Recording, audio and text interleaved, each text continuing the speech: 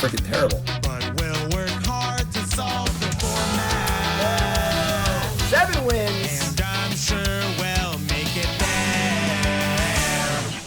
All right, my furries, welcome to Bloomburrow. Bronze the Mythic has returned. We're on the main account, which is awesome. Love that. We got some creatures everywhere. My little buddy's gonna get eaten alive. What creature would you be? I don't know. What would I be? What do you think? Let me know in chat. What creature would I be with the Bloomburrow? Very, very excited for this set. It's a very refreshing set. The theme is awesome. It's also pretty simple. The mechanics are really cool, but no flip cards, no secret bonus sheets or whatever. Just looks pretty sweet, and I'm very, very excited for it.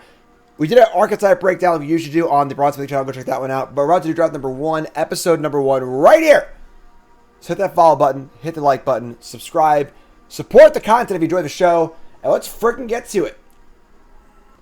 All right, we're in. Here we go, Bloomburrow. Valley Floodcaller. Great. New soundboard. There we go.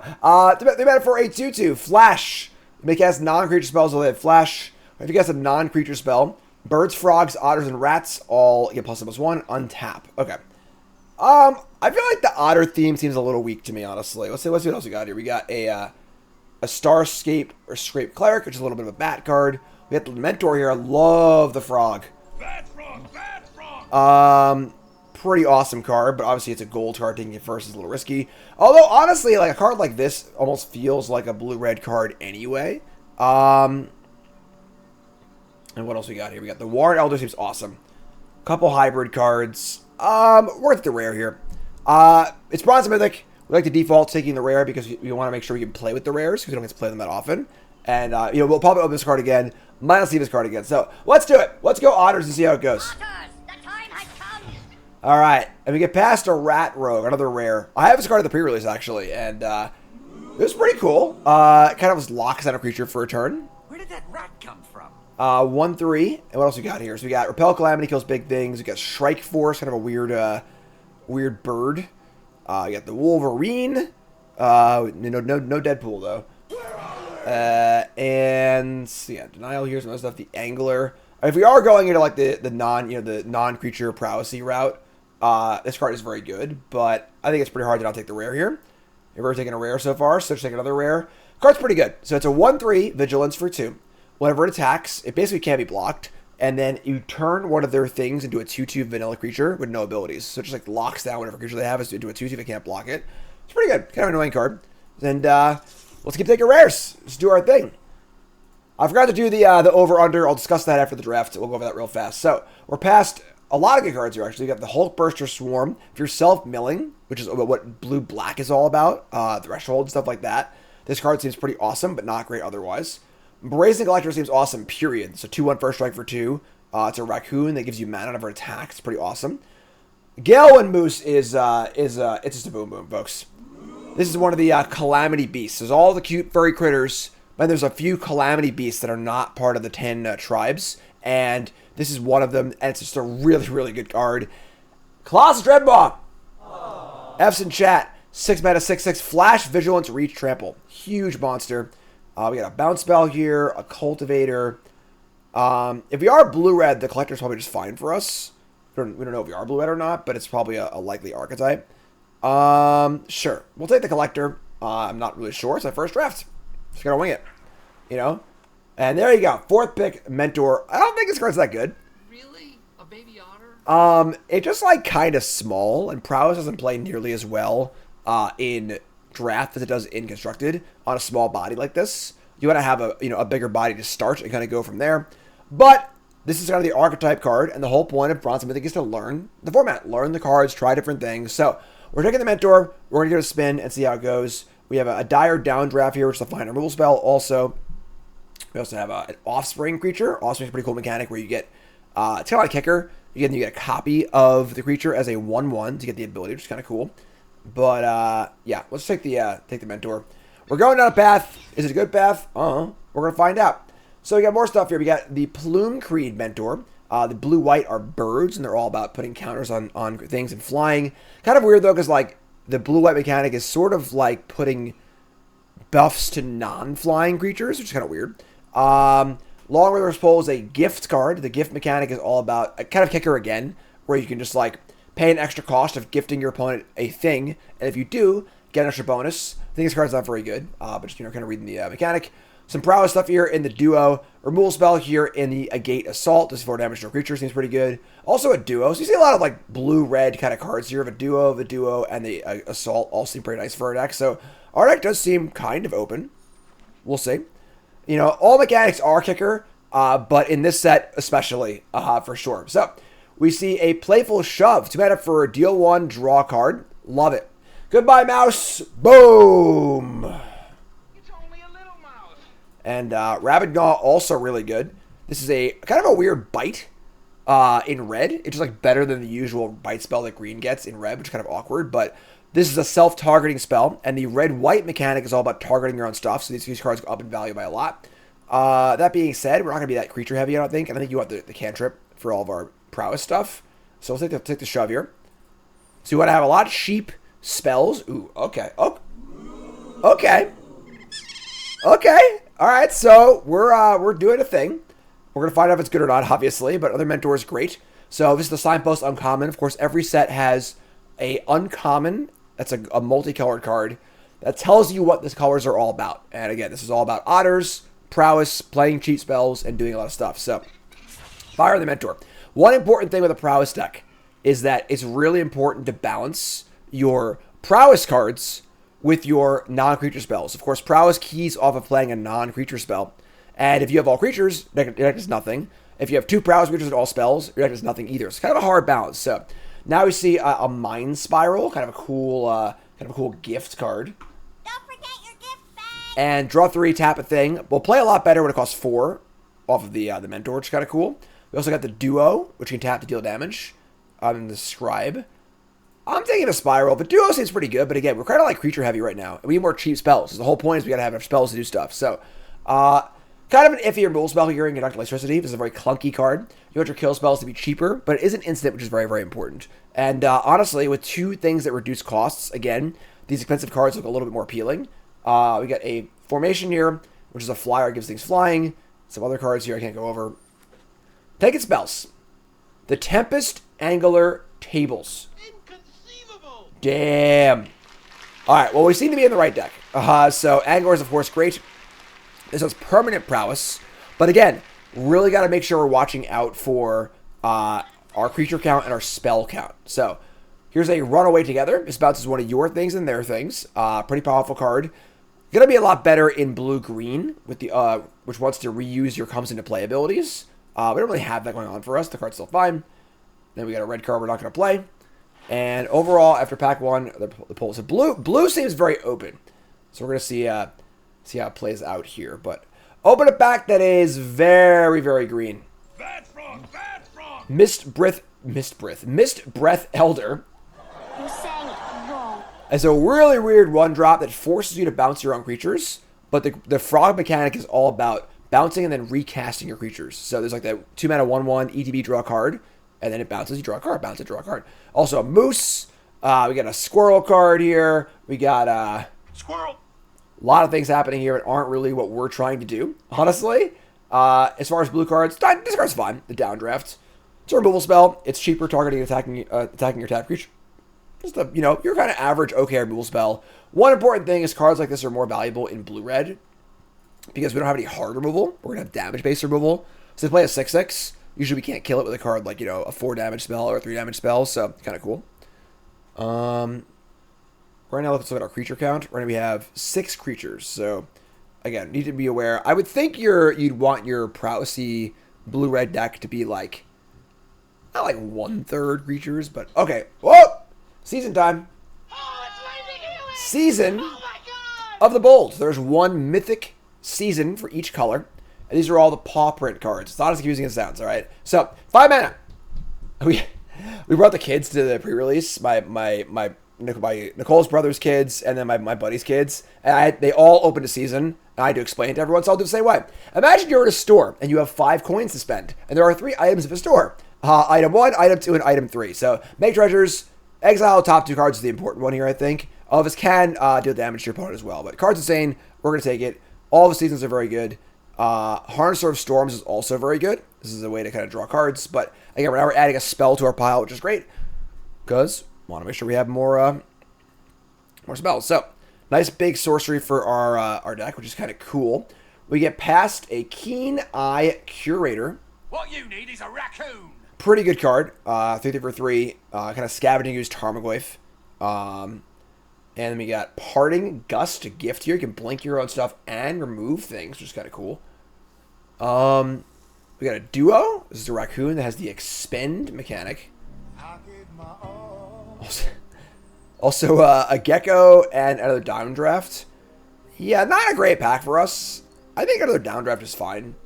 Gecko is not really good in our deck because it's kind of a lizard aggro card. Lizard deck is very, very aggressive. It's all about dealing damage to your opponent to turn on abilities. I really love reptiles. And this is a raccoon card, just like a fine card. But yeah, take Downdraft. And Playful Shove is great. All right, let's double up. So we want... Ooh, it's a Pearl Wisdom too. I think this will table though. So one of the important things about this format is that it seems pretty archetype based. So every single color pair has things they care about. You know, so for example, we care about spells. Bunnies care about going wide. Lots of tokens, lots of pump effects, so on and so forth. You know, and so on and so forth. You know, squirrels care about foraging, cards in the graveyard. A card like this only really goes in a deck like ours, and it's more likely to table the rest of these cards are, whereas a Shove is a generically good card in a red deck. And again, if it costs 1 mana off our mentors, it's pretty insane. So, pass it back with a Spellgeyer. I mean, not a great card. This is a card draw or counter spell, but very clunky at both. We got a Booming Blast here. Not as good as it looks, I don't think. We're just like 2 damage to a creature. You can kick it for 3 to the face, but like 2's not really a lot for a shock. Warden. This veteran card's pretty awesome as a big raccoon card. Step 1, we chuck the raccoon in there. But yeah, take the blast here. As a reminder, the overlay here is the Draftsmith overlay. It is still gathering data. So obviously this is like the first draft such came out. But this number up here is Luis's set review ranking.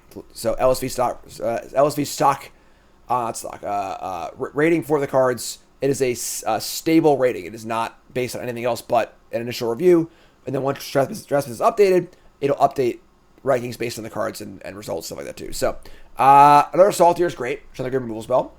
Longer Lurker is pretty good, but more of a frog card than a prowess card. This is a card that allows you to make a thing unblockable and then blink it for all those enters battlefield effects. It's pretty cool, but take a removal spell. We're doing pretty good on our spells here, I think, which is nice. We get past a Byway Barterer. 3 mana for a 3/3 menace. Whenever you expend 4, expend means whenever you spent your 4th mana on a spell in a turn. So not on abilities, on spells. It can be multiple spells, whatever. You get to discard your hand if you do draw 2. Pretty powerful card. Also a Kindle Spark Duo and a Guy Mouse. They took the rare. Take it. Let's just do it. What you need is a raccoon. Got one. Daring Wave Rider. Snapcaster Mage. This is a 6 mana 4/4. When it ETBs, you can flash back a instant source card of your graveyard, mana value 4 less for free. We got plenty of those right now. We got assaults and downdrafts. This card's awesome in our deck. This card's great.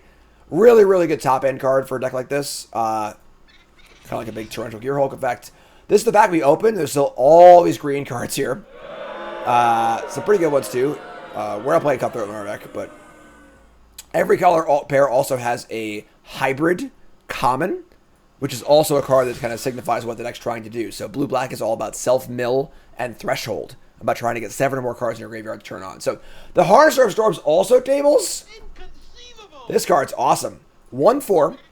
Whenever you cast a otter or non-creature spell, exile top card, you can play it. Insane.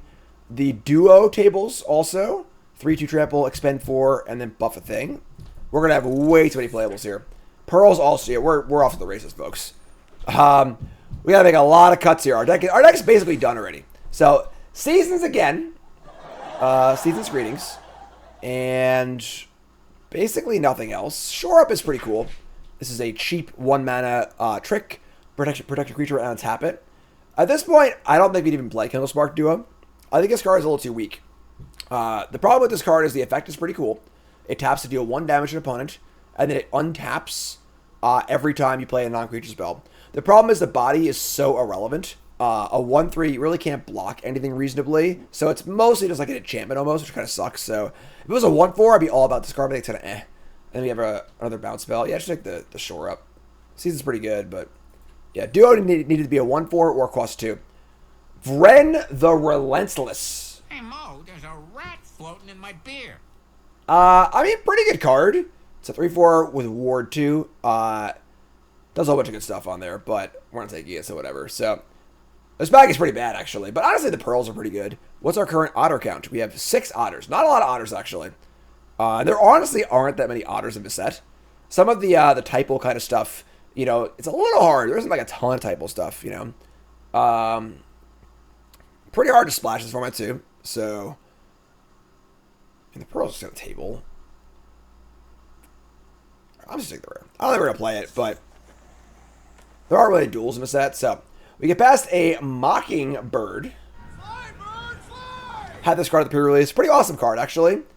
It's a clone, but you must pay the mana cost of the card you're cloning. But then it also has flying, which is great. Pretty good card. Obviously, we're not releasing the bird very well, so we got a crab here. The crab is a 7 mana 5/5 flash. Has affinity for instant sorceries in your graveyard.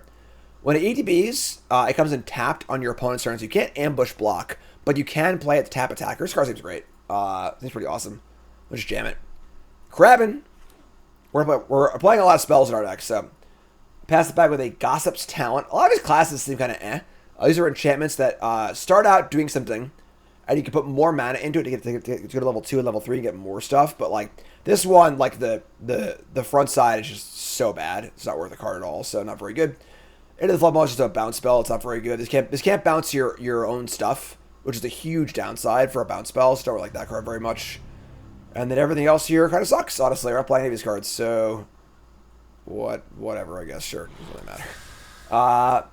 Builder's Talent, another one of these kind of weird class enchantments. We got the Starseer Mentor, is a really good bat card. Bat? This is the signpost uncommon for black-white, which cares all about bats and life gain, stuff like that. Then we got Mind Spiral and the Water Spout Warden. Notice attacks if a creature ETB against flying. It's not really us. Don't think I play a second Mind Spiral. I guess the Pad Maker is pretty good. This is an Otter. And it exiles a card, kind of just draws a card. It's also an Otter, too, which is important for a deck, too. So, another Duo, another Conduct Electricity, a Fountain Port Bell if we want to splash. I don't think we want to do that, though. Pretty good Mentor here. This card's great. I just don't think we're playing any of these cards, honestly, so let's take a Duo, whatever. And our deck's pretty done. Ooh, what's this? An Otter Ball Antics. Otters are so cute. Apparently, otters play like football or something like that. I don't really know. It's not my... They're otters. But it's Meta Sorcery, makes a prowess token. Flashback, make a 2/2 prowess token. The important thing about this card is that it's an otter, but it's also a spell. Because like I was saying earlier, it's hard to get the right mix of spells and threats in these decks. And this is just both, which is pretty sweet. So that's cool. We got Reptilian Recruiter. This could steal stuff, but not really us. A couple late signpost uncommons here in the Mentor, and then a Formation. I don't really want these cards. So Recruiter's pretty good, but not really us. The Fountain Fort Bell is one of the few point pieces of fixing in this set. There are no common dual lands. There's a common like multicolor land or two, but no like duels. Not a lot of fixing either, but let's take the Duo, I guess. Pearls, sure. So we have a lot. Oh my god, yeah. So we have a ton of deck building to do. Where's our otter count now? We're at 9 otters if we play them all. We have 30 playables. So again, also this is a very, very common first draft where we don't really know what cards are like great or not so great yet. So like we have a lot of playables, but I'm sure a lot of the cards in our pile like aren't super great. No, you don't want to play them very often. So we're gonna find out. But yeah, definitely not a great multicolor format unless you're green. There's a common green artifact I can search for a land that's very, very good. And there are some fixers. There's also a green mana dork too. But okay, so let's lay it all out. We have 31 cards here. We're obviously not playing all of these. Kind of Mind Spiral is pretty easy. Wave Rider, Crab, the Downdraft. Not playing as many Pearls. So we're looking to try and make sure we have a good mixture of creatures and spells. You got the Beastbinder, the Antics. I think Runaway can go. Longer's Pull can go. So Runaway, we don't want to bounce our own stuff. Longer's Pull is just a bad card. If you can always cast it on turn 2, it's, playable as a remove soul, but you never want to gift your opponent a card and a counterspell. It's obviously like, you know, sure, you counter their insane bomb, you win the game with it, sure. But most of the time, it's just like, you're going to counter a 4/4, get 2 for 1, and be very sad about it. We got the Blooming Blast, Collector, 2 shoves, 2 mentors. Our Assaults, our Barterer, Harnesser of Storms. I think the duo is probably going to go.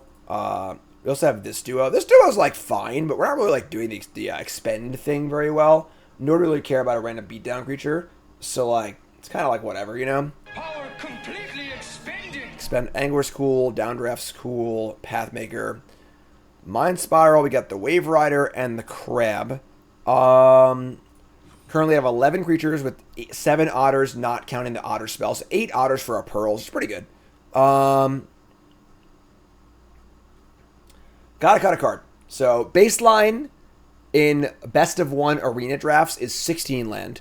Because best of 1 is a hand smoother.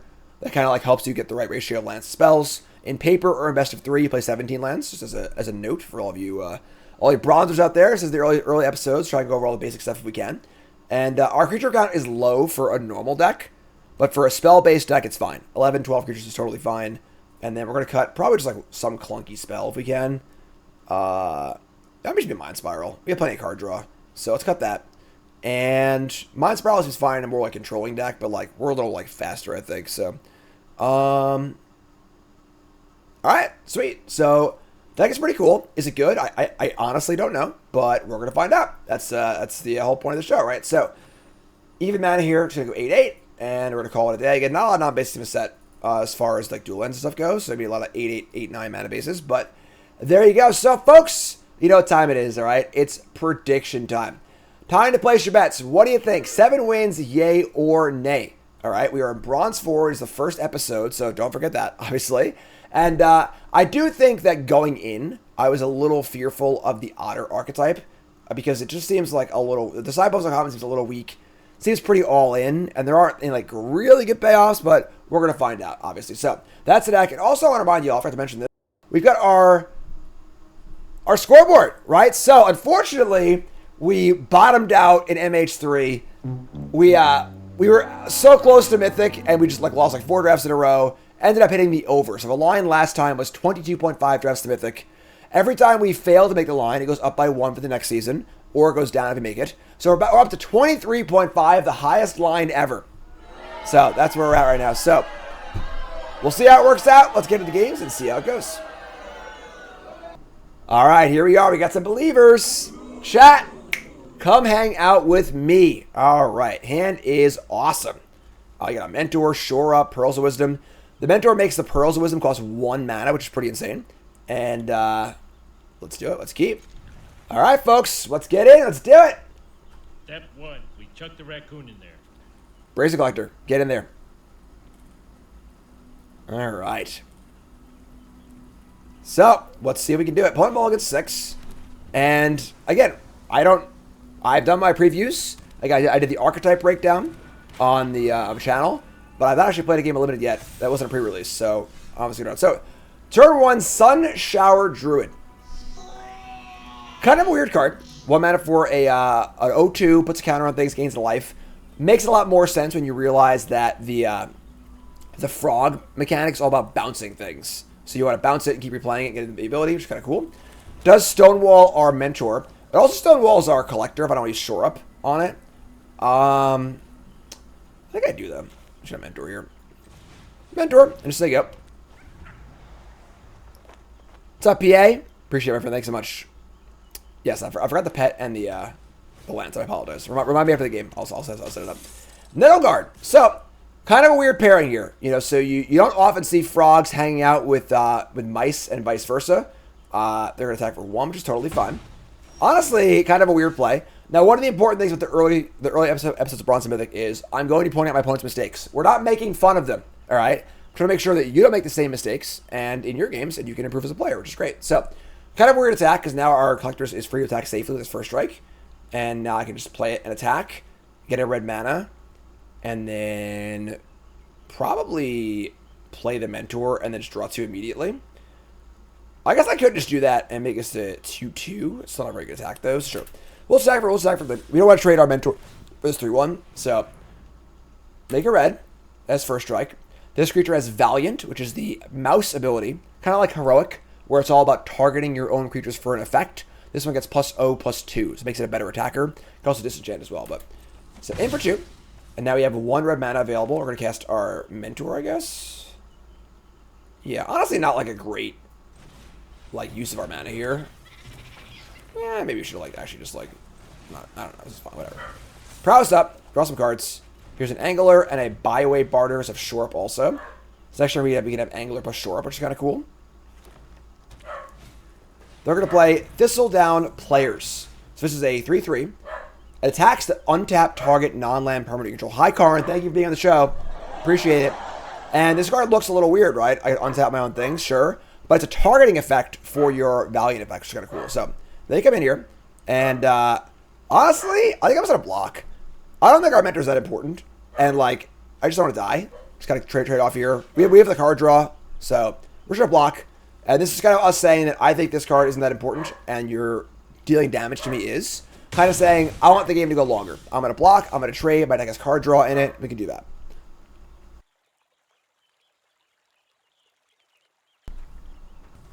All right, sorry. Okay, so we got our Collector. They have a 3/3. We have Shore Up. We can go for the attack here. Karn is here and not. So we're going to attack. See what happens. Let's fire in, make a red mana, and see if they want to be frisky or not and go for a block. In this spot, it's very, very hard to block if you're the opponent. It's obviously just pretty obvious trick. Any damage spell. There's also a lot of smaller effects like Shore Up or the 1 damage spell that make it a really bad block. There are times where you want to block and just kind of make them use the trick, but, it doesn't agree. So, gonna get it for that. And then we got an extra red mana, so we're gonna play this. And I guess we're just gonna Angler. Just play a land, so they go. We're gonna have Shore Up. And, yeah, this is fine. Could untap the Collector and block, although we're gonna talk about why using tricks defensively is not a very good idea, which is a very, very important thing if you're a newer limited player.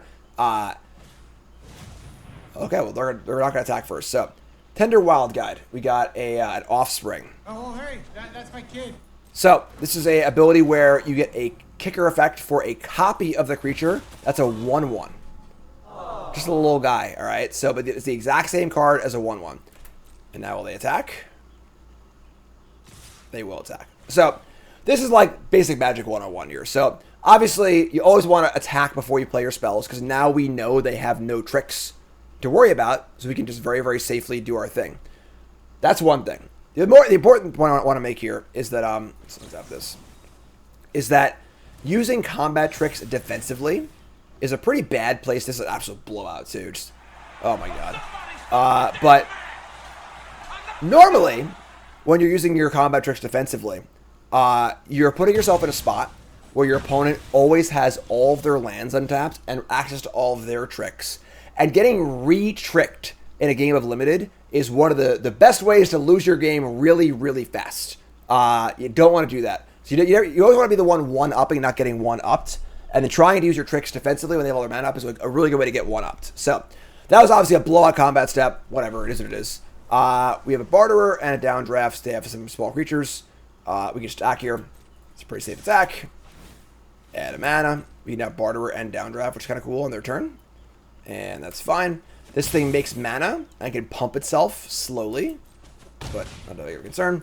And the Barterer, of course, has the Expend ability, which means whenever you spend your 4th mana, you get to get an effect. So we can discard our hand and draw 2. Very, very good in like a mid-game spot like this, where we were start mid-game, emptying our hand, kind of going off. So we can cast this for 4 mana next turn and just bounce a thing, draw 2, draw some cards, which is pretty awesome. Our Prowess guy is going up, Collector's getting in. Things looking pretty good here. And again, the point of these early episodes is not to make fun of our opponents. Our opponent is, they're newer. Everyone makes mistakes.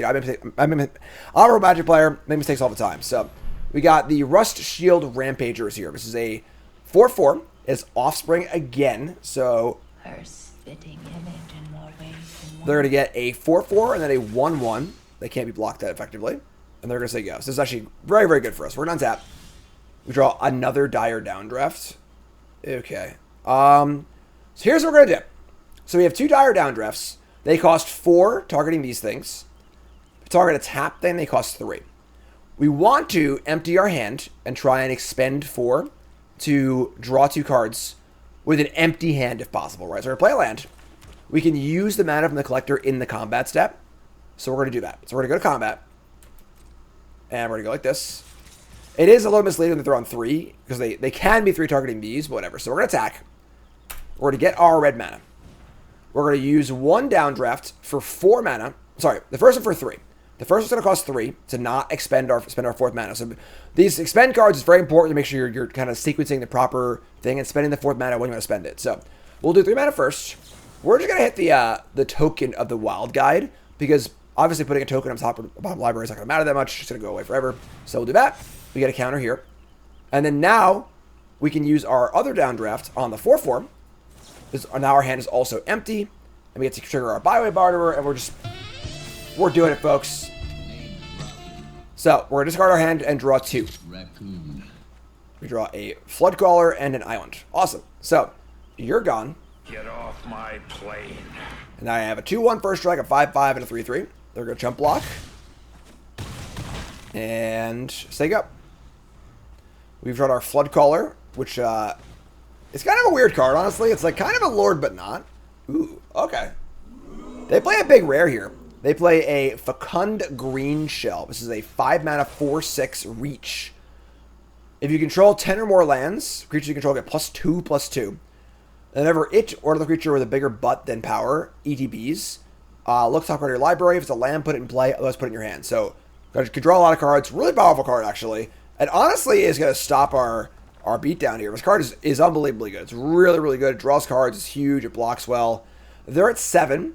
This thing does have Menace, but if I attack with everything, let's think. So let's think it through here. So they're at 7. If I attack with everything, what happens? I have a 5/5. I have a 3/3 Menace, and I have a 2/1 first strike.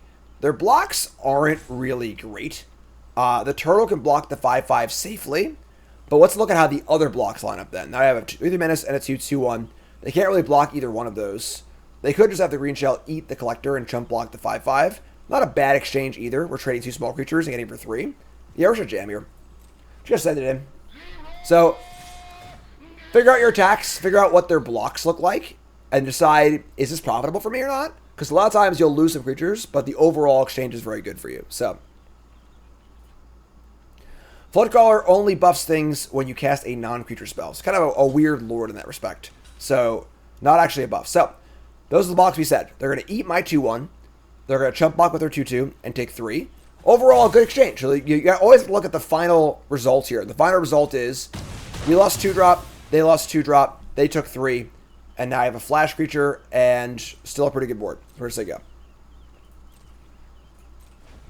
Saying go. There. For that 4 life, 3 cards. There's land number 6.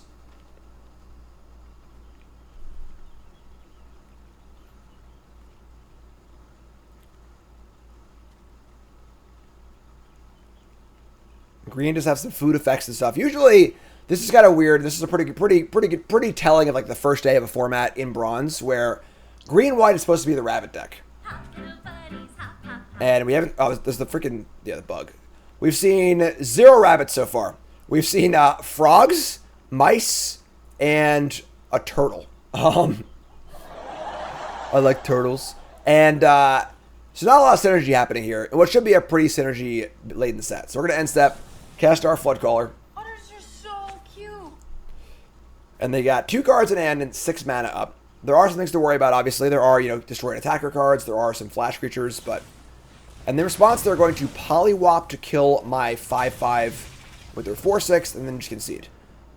Sure. I mean, we have 2 lands in our hand. We know that. Obviously, they don't know that, but we'll take it. So, you're kind of a typical Bronze game there, but not too bad. So, that is that. Now...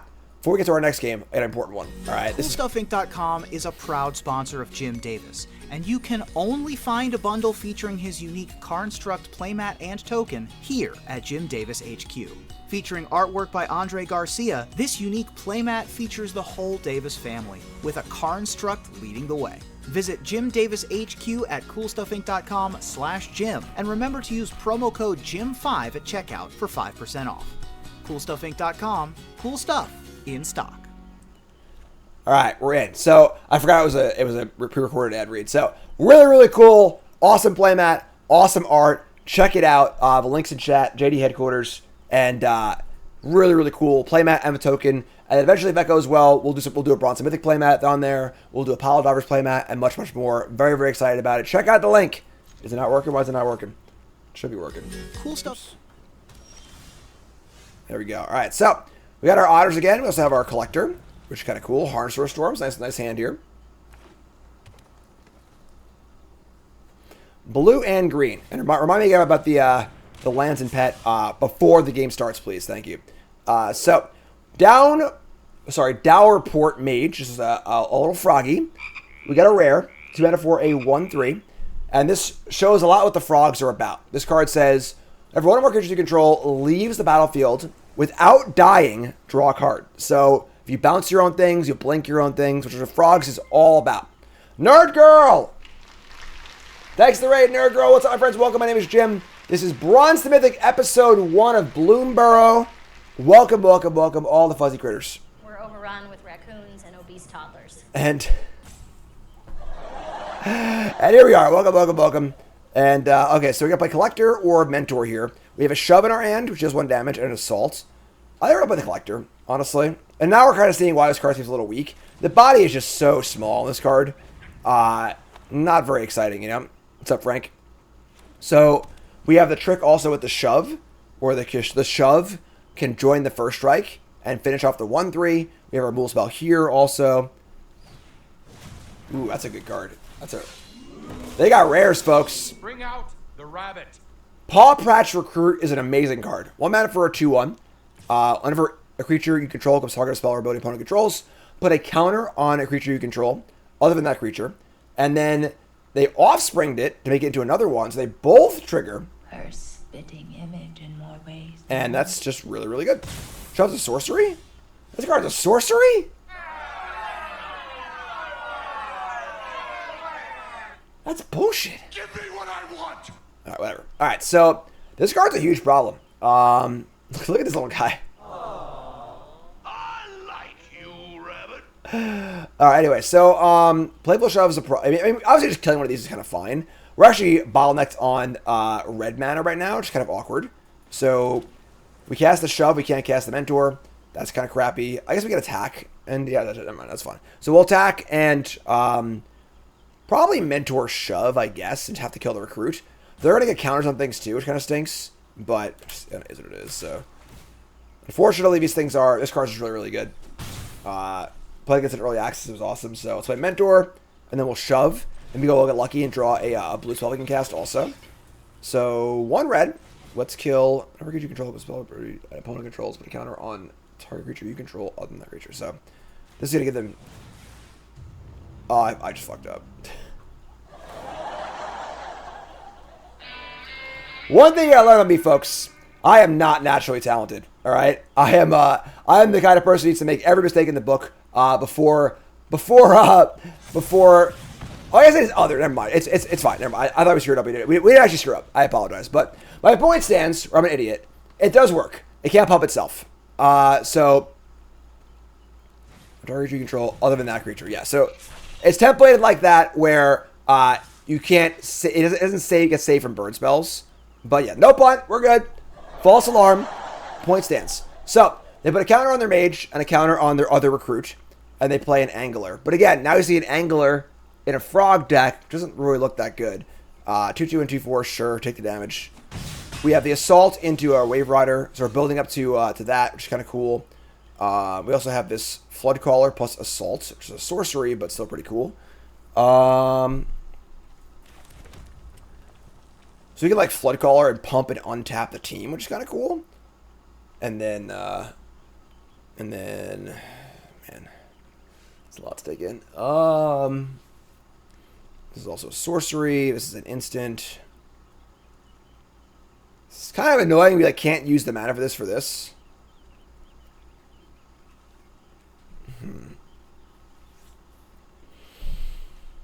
Let me cast a non-creature spell and tap all birds. So also, there's a lot of creatures in the set that care about all of their home types. This cares about all of the blue types, not raccoons, obviously, which is the thing.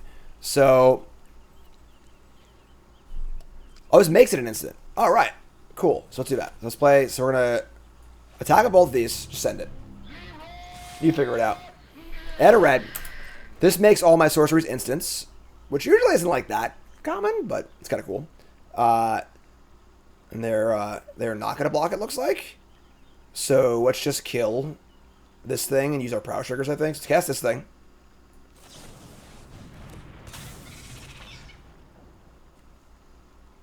Yeah, and then cast the assaults. So we'll deal 4 to this guy. They get a counter, whatever. Is what it is. We get a prowess trigger. Also an untap trigger for us, so prowess stuff too. Okay, so pretty good. There's also big stuff here, obviously. We're building up to the Wave Rider, flashing back their Rule Spell, which is obviously awesome. What's up, dude? Also, the Hard Storms here for a little card draw. But you can see how at this point we're like out of spells, right? So you have a Prowess card in play. We have this thing that is Prowessy adjacent, but no more spells trigger them, which is kind of a problem. But that makes this card kind of cool because it does have the ability to be a creature that's also a spell. So they're going to Polywop my Floodcaller and pump their Angler. Ribbit. And again, we're seeing the sizing of this card not being very exciting, but sure. Take a hit. Untap. Draw land. I guess this works too. All right, so we have extra mana here too. So far, Collector's been awesome. So now we can cast this thing post combat and kill this. That's great. So let's just I guess attack, right? So use our mana, cast our big Snapcaster Mage, fire up our 4 damage spell. We're going to target this. We're going to get a counter on this thing again. Card's so good. But again, we're seeing a distinct lack of synergy in our opponent's deck. So they're playing cards that are pretty good, but not really doing that much either. Whereas our cards are working together pretty well, I guess. Not amazing, but it's funny that so far our best card's been a raccoon, but... Step 1, we chuck the raccoon in there. What's your green-black draft? Green-black is a squirrel deck based around foraging.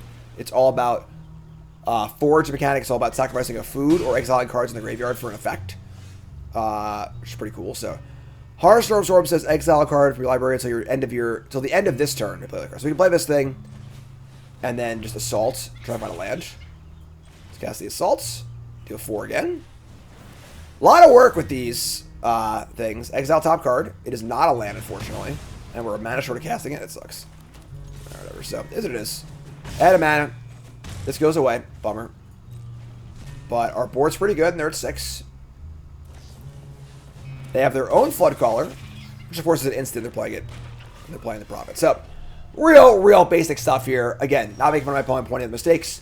Whenever you have an effect that wants to draw a card, you almost always want to do that effect first, because you might change your opinion on what your turn should be with the new information that you get. So always get the most information you can before you make a choice.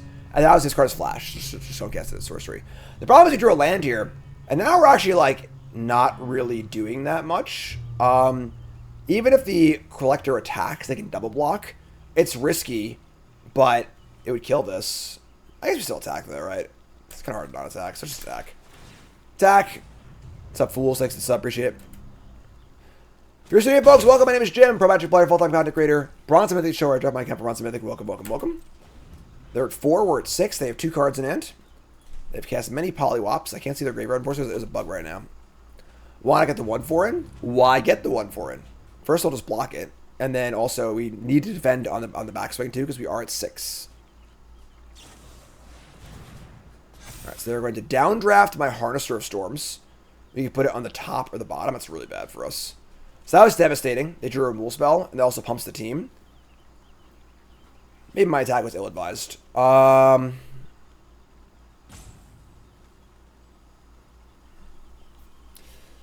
Crap. So the question now is, when you have to make a choice like it's top or bottom, what's better, this or a random card from my deck? Do I need to draw something else to get out of this? I think this is better than a random card. It still blocks next turn too. Again, this card has looked really bad though. It's not a good sign when a deck's signpost uncommon is not good. It just looks so small every time. So go to 1. Not chump blocking because they're playing blue-green. If they pump spell or just die, whatever, it's fine. Play Harnesser, so they go. So, they're at 4. We're at 1. We need to draw a spell. for our hardest of storms, and we draw a dire downdraft. I mean, pump the brakes here a little bit. Obviously, it's going to draw a spell. There aren't really any good targets for this. I guess I'm sorry. It's not a bad spell. Never mind. So we'll target the Floodcaller. So let's play this, target Floodcaller, and we'll try and kill them, I guess. It's not actually lethal, so listen. Target this. Cost 1 less because of the Mentor. We get to Prowess and exile top card of our library. It's a bad tap on my part. We get a land and then you can soup. A lot of early scoops in bronze, but sure, we'll take it. And there we go. The path begins to Mythic. All right, shoving for days. We got assaults, shoves, and a Floodcaller. It's also, so I think that Otters feels like one of the weaker archetypes. So look at a hand like this, you know. Our hand's like, fine, we're going to keep. We have 2 cantrips and like a prowessy sort of thing. But I think like this card is just not that good, honestly. But we're going to keep. Got some draws here. Card, where do you keep going, man? Just pick one. Hang or don't, you know? Assault, shoves, these are all things that send you to jail. Shouldn't do these things. Yeah, blue-red spells is a hard archetype because, like, there's a lot of, Alright, dude, chill. There's a lot of moving parts. So the payoff's really got to be worth it because, like, a lot of your deck isn't doing what you want it to do. So, we'll see. Alright, play an X1. It's 2-2. Damn it. Draw land. Alright, we're just gonna kill this. This card's surprisingly good. 10 for a 2-2.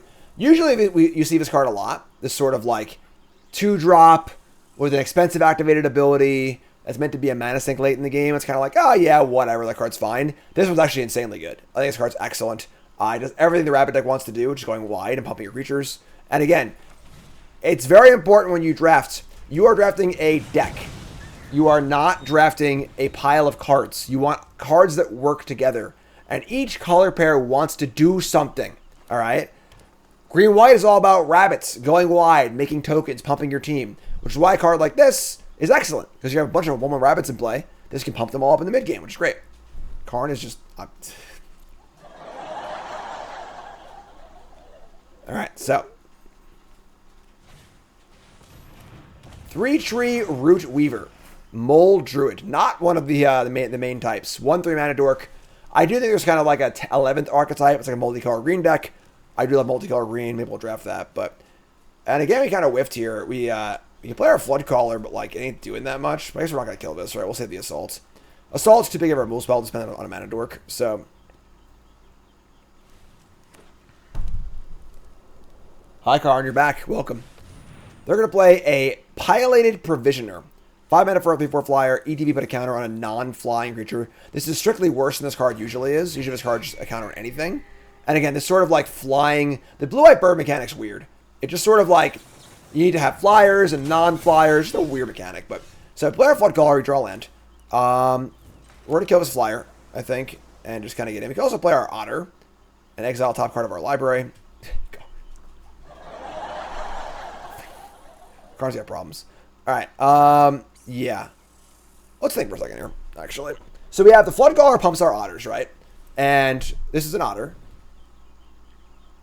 We would rather have a... Yeah, let's actually play the Pathmaker. So this is a spot where we're looking at a thing called mana efficiency, right? So you really want to spend all your mana every turn if possible. So any mana wasted is you know, it's gone. You never get it back, you know? And we're thinking about sequencing for our next turn. We could kill the flyer, which is okay, attack for 3. But we're thinking about next turn, attacking with our 5/3 and killing the flyer, and then maybe playing another spell too, which would be awesome. So let's cast this guy, our Pathmaker. This way, otters! We gotta land. Cool. So do that, just a go. Now I have land number 5 next turn. We can cast the Conduct Electricity. We can get Assault and a Shove. A lot of cool little things happening here. And of course, every non-creature spell will pump the whole team. It's only 2 creatures, but... And sequencing like this, planning out your next turn, thinking about what their turn looks like and then your next turn looks like is the backbone of Limited. You know, sequencing is everything. Playing your spells in the right order, getting the most value out of your spells, and so on and so forth. So we see your Herbalist here. This gives a creature plus almost when it attacks. It's a pretty cool Valiant effect. It's also a rabbit. And they're going to lead themselves back here with a 1/4 and a 2/4. We play an island. And now we have our Assault and our Playful Shove. So I think we're going to start by just assaulting the flyer to grow the team and see how that looks. So we want to be able to get a good attack in here. So we can kill this. Pumps the squad. Now I have a 3/3 and a 5/3. They could double block the Flood Caller with one of these. And then I would finish it off with Shove. I think that's a good exchange for us. So, yes, we would lose our Flood Caller. I don't think that's that important. Oh, it's Flash. I'm sorry. I keep forgetting that it's Flash. Even better. Much, much better. So, just send it in. Make them decide. So now any block here is just absolutely just dreadful for them with the Shove. Pumps the squad and does an extra damage, too. It's a weird rare. They're eyeing their hand. They do have 2 mana up with the Root Weaver. They're going to double block the guy. All right, so we're going to go for it. We're going to put this guy first. Try and shove and see what happens. They could have a trick here. They do have 2 mana up. Pump the team. If they have the 4 damage spell, wow. All right. Pretty nasty. So, all in all, the exchange wasn't that bad. It was just 1-for-1, and the shove was a 1-for-1 also. But pretty big beating in combat for sure. So... Shove is a little iffy, yeah. As a sorcery, I thought it was an instant when we drafted it. It's not. And as a sorcery, it's much, much worse. So, we shall see. So, got our 4-2. They're 14. We have our Beastbinder as our draw, which can shrink stuff. Unfortunately, it doesn't help with the counters. And have our Mool Spell, which is fine. Have a Shove, which is fine, I guess. That was pretty backbreaking. We got Retricked. And they're going to play another Provisioner and pump their Herbalist. We draw a Shore Up. So we should probably just kill the flyer and try and induce a block with one of these. And then use Shore Up to save it. So let's play land. Yeah, we're just going to cast the Conduct on the flyer and attack and see where it takes us. So kill the flyer again. And again, this is setting up for a good attack, as well as attack real fast so we don't show our instant. They're going to block. Alright, so this is a pretty bad block. So in a spot like this, I'm attacking a 4-2 into a 2-5. It's only one card in the whole format that I can have here. It's Shore Up. And a really easy way to play around it, just block it both. You know? Yes, in theory, if I have nothing, you'd be trading the 2-4 for a 4-2. The chances of me having nothing here are almost nothing. Or, you know, it's almost null. So... now now this is an absolutely devastating exchange. I spent 1 mana to kill their big creature they spent a lot of counters on and stuff, and my thing lived. That was a devastating exchange for them. Alright, they're going to Offspring their Rampager. I shall call him Mini. We draw a Blooming Blast. This is a 2 damage spell. We can gift them a treasure, and if we do, they get to... take 3 damage. I brought you a gift. We have a Shove here. 4-2. I guess we'll just, like, start by shoving this and see what happens. Sure. So, yeah, I'll draw a card first. Just kill this, draw a card. We draw a Pearls of Wisdom, which costs 2. Sure. Draw 2. We draw a bio. Alright, I mean, pretty good draws, honestly. So now, would I offer the Pathmaker for the Root Weaver? I don't think so. Because later on we're gonna Beastbinder, makes it into a 2-2. And then next turn we can go Barterer and Blast, and then trigger our Expendability. Again, all sequencing. It's not about what you're playing this turn. It's about what you're playing next turn. Think about the whole turn cycle. So we'll cast this guy and just Sync Up. So, Sync Up. Beastbinder attacks to shrink things. We can shrink down their Rampager. And then we can actually shrink it down and then kill it too, which is pretty nice too. So a little bit of sequencing there, kind of nice. Karn's freaking ants in the pants. Looking forward to having Karn's bed green screened also. So I don't have to keep turning it on and off. He shows up. He shows up. If not, it's cool. All right, we have a Tree Guard Duo. Pretty good card. Poor little buddy's gonna get eaten alive. So this is a 3/4, and ETBs and pumps a creature and gives it vigilance for the number of creatures you control. Huge payoff for going wide. And just a well-sized creature too. And there's all these duo cards, right? It's a good rabbit card. It's also a good frog card. It's a good card to bounce recast again. There's a one duo for each color, joining together the two colors. So the rabbits are green, white, and then blue, green. Frogs are rabbits together, and the card is often good in both decks, which is pretty cool. So take 7 here. Pretty big hit. Card's really, really good. Then we see a last card, Hidden Grotto. So they get to Surveil. They keep the card on top, but they are empty-handed. We draw a Tempest Angler. So Angler, Bywater, and then the Blast. Can't play all 3. We're a mana short, unfortunately. Our Beastbinder can attack safely because there's no good blocks, and we can also blast this thing safely too. We're gonna hold off on the Byway Barter. Actually, to counter this thing, so play the Angler. We don't need to barter yet because we want to play our spells and have the empty hand. So do that. This is an instant. So we're going to fire up attack. We're going to use this to shrink down this to a 2/2, and then we're just going to hold the blast. There's no reason to make any moves yet on this because if they trade the Rampager for the 4/2, I'm stoked, and most other blocks are fine too. And we'll probably just not block with this, and we'll just kill it with the blast afterwards. So. Little mouse guy's going nuts. Little mouse guy's going nuts. Get him, Mousy! Obviously, he went back into his mouse hole, so... So they're going to block with a 3/4 and a 2/4. So let's kill the larger creature. And this is fine. They're going to take 1. And then at this point, giving them a treasure is almost no downside. Because they have all the colors they want with this thing. And they don't need any more mana either. So we're going to blast, kill the Rampager.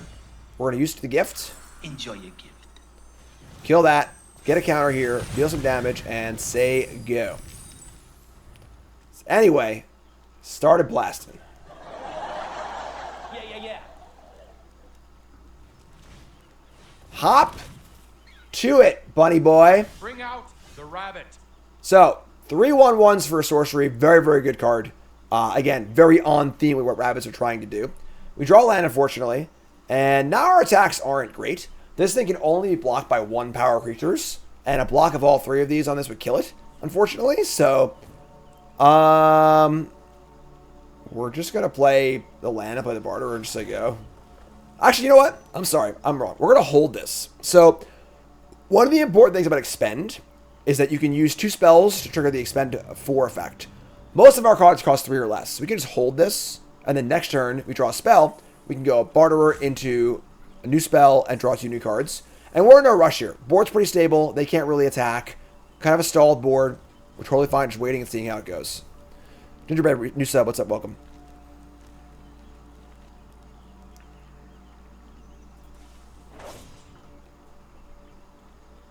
Playing off the top here. They do have a treasure. Again, not super relevant probably. And we draw, oh my god.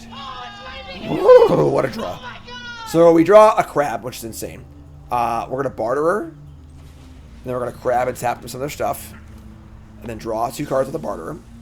And we are now off to the races. Do you know how much mental energy I expend?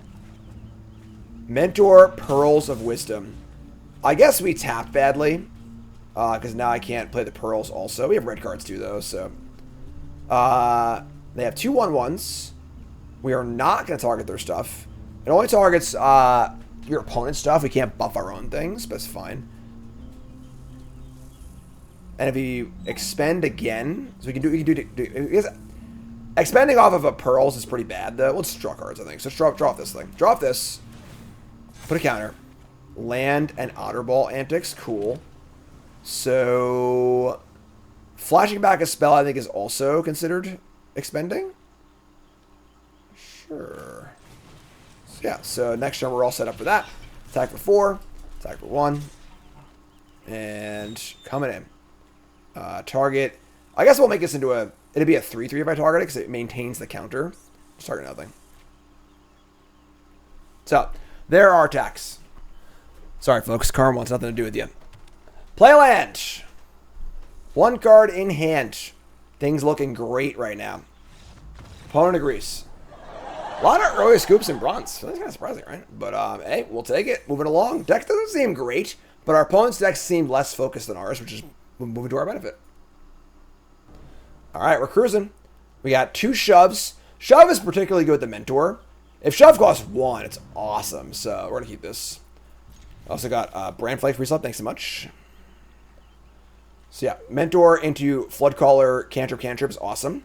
But again, like, both these cards feel a little undersized.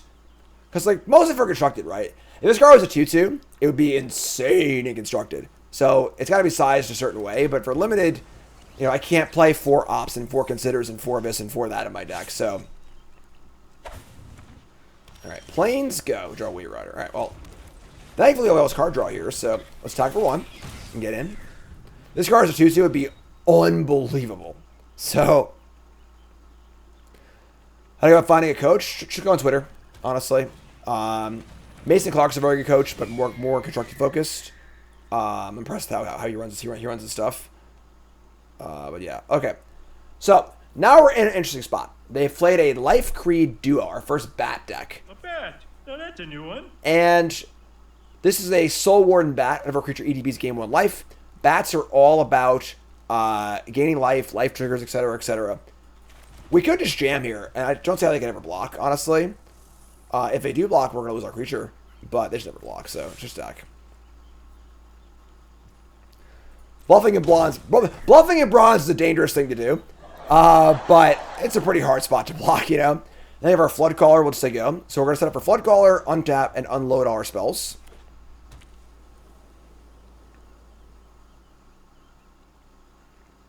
So, play 3rd land. Play another duo. Sure. Is that not even good? Reset, thanks so much. They gain a life. They attack for 1. No reach here, right? Just an otter. And we're going to fire in. So, Floodcaller. We draw Harnesser of Storms. Now these are also instants, too. We could actually just, like, cast both of these and kill this. Which wouldn't even be that bad, honestly. But I wish this card also triggered off of otters. That'd be kind of cool. But so I guess we're just gonna jam. I think the plan here is just to jam and to play Harnesser. If they don't block, if they do block, we'll just blow them out. Yeah, sure. Just gotta set up for next turn. So this is a spot where, like, yes, this does look pretty cool. We could double shove this and kill it, get some damage in. But it's not about this turn. It's about next turn, right? So it's much better to do all of this next turn with this guy and play also. We have to draw a card off of it. And it's extra body for all of these prowess triggers. So prowess as many times as you want. Just keeps on going. We're doing the otter thing. This way, otters! Otters versus bats. Who would win? Because you were the best of us.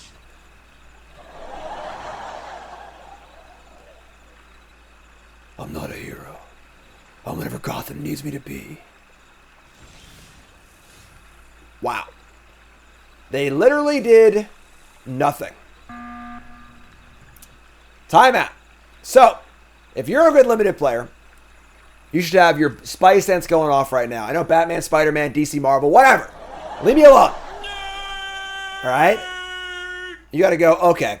5 cards in hand, 4 mana up. What the hell is happening here? Now, one of the important things about Limited is sort of like poker.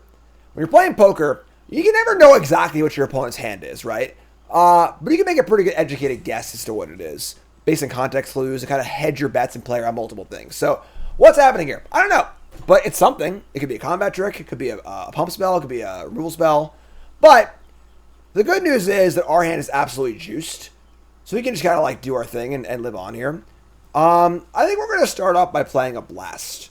So I want to exile my card off Harnesser also and see if we can play that too.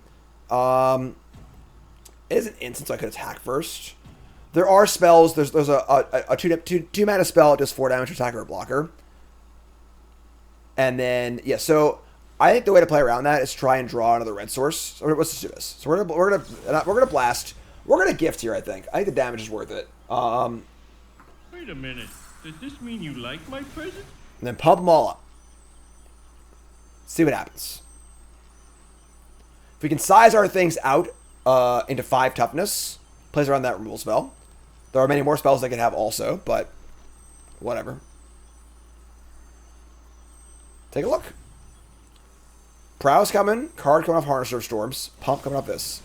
They have a Nocturnal Hunger, which is they destroy a creature, and they are not going to give me food. They're going to lose 2 life here also. Okay, interesting. We're going to cast this. We're going to target this, I think. The clock's going now, so we're going to target this. Pump a squad, deal 1. We drew downdraft. Alright, so Prowess, Exile, Pearls of Wisdom. So what we can draw, we still draw red source here. Let's play Pearls. And we're going off this game. Like, we are just freaking doing it. No, we didn't draw red. If we could have played the other shove, attack for 1 million, it'd been sick, but whatever, it's fine. Attack for 9. It's pretty good. Drawing a red there would have won the game, probably. We'll take it, though. Storm count. This is the ceiling of a Prowess deck. You go 2, 3, 4 cheap Prowess creatures, have a lot of cheap spells. They didn't play a kill spell, or they played 1 kill spell, I guess, and you kind of get to do your thing. The problem is when they kill your stuff, things fall apart a little bit, but we'll see. So going pretty well so far. We've got plenty of gas in the tank. We have a Wave Rider to flash back a spell, removal spell, card draw spell, and a shove. Our board isn't that threatening because the base power of our creatures is kind of small. You know, our Flood Caller was doing some work.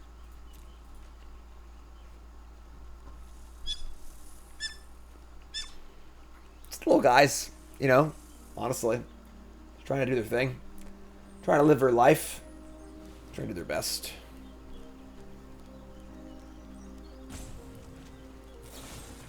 Consumed by Greed. Black, 1, instant. Gift a card. Target opponent sacrifice a creature with the greatest power among creatures they control. If a gift is promised, return target creature card or give it to your hand. So they're going to give me a card, and we're going to sacrifice the biggest creature we control. So I think we're going to sacrifice the Mentor. We just want to draw cards and stuff. So sack this thing. They get their creature back. I draw a card. It's all a reasonable exchange, I think. And they play another duo. Sure. We draw Season. I forgot we had this card. That's cool. So we can Otter Ball here and try to trigger our Harnesser of Storms. The problem is if we miss, we don't really do anything else. We waste 2 mana because the shove is not very exciting here either. I guess they might block on the shove. The shove might work. Sure, let's do that.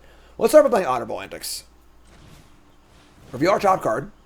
It is going to be a Mountain. Love it. We're going to do this. And now we're going to just attack. See if they bite on a block here. 1 damage is not free.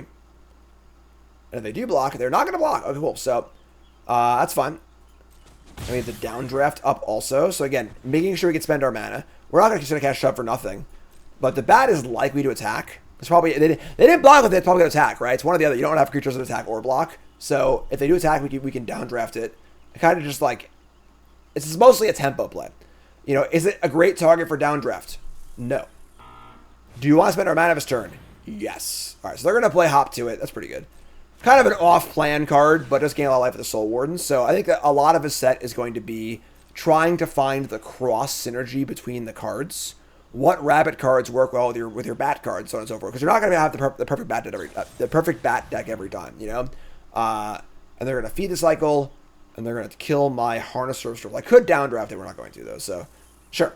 The problem is that these exchanges have been very positive for us each time. And we have 5 cards or 6 cards to their 1. So we're just going to draft this. Just get it out of here. Use our mana. They have 1 card left. We can Season. We can Wave Rider. We can Shove. We can do so many things here. Options are endless.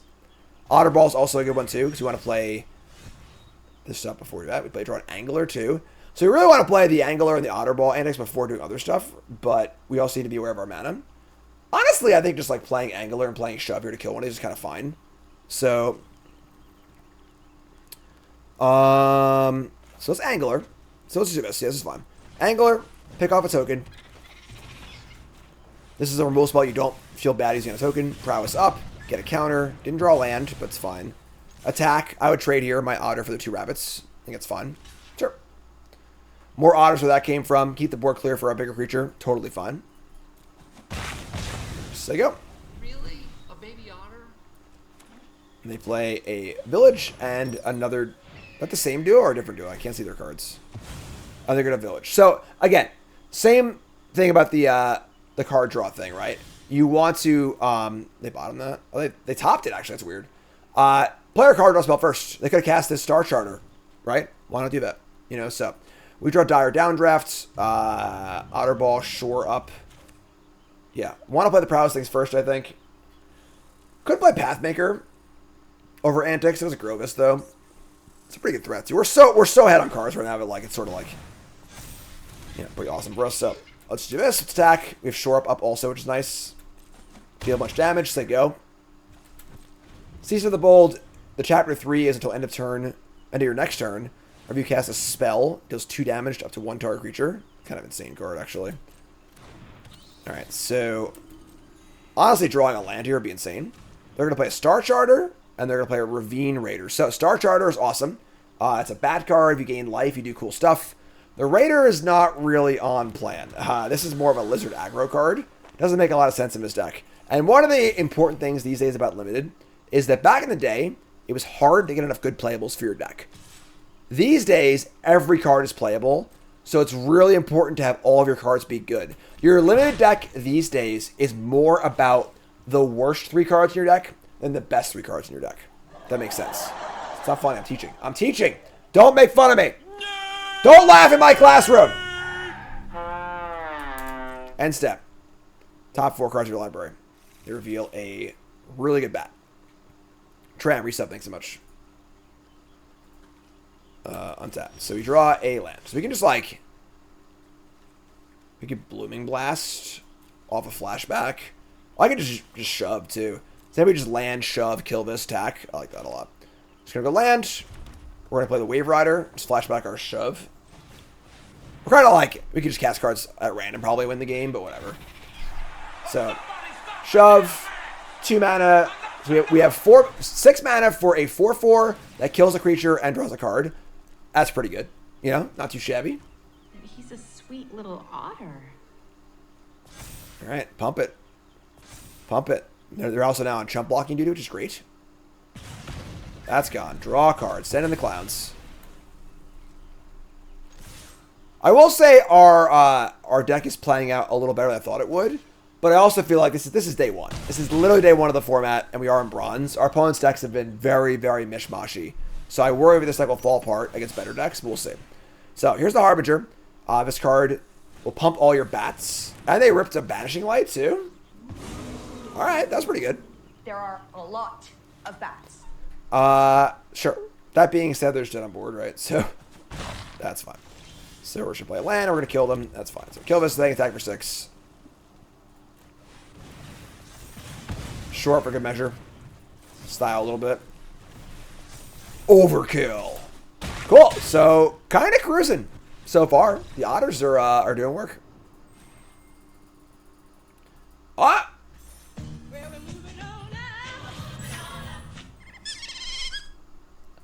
Little guys. All right, Mentor. Mentor Antics is pretty good. Pretty good ant. Keeping.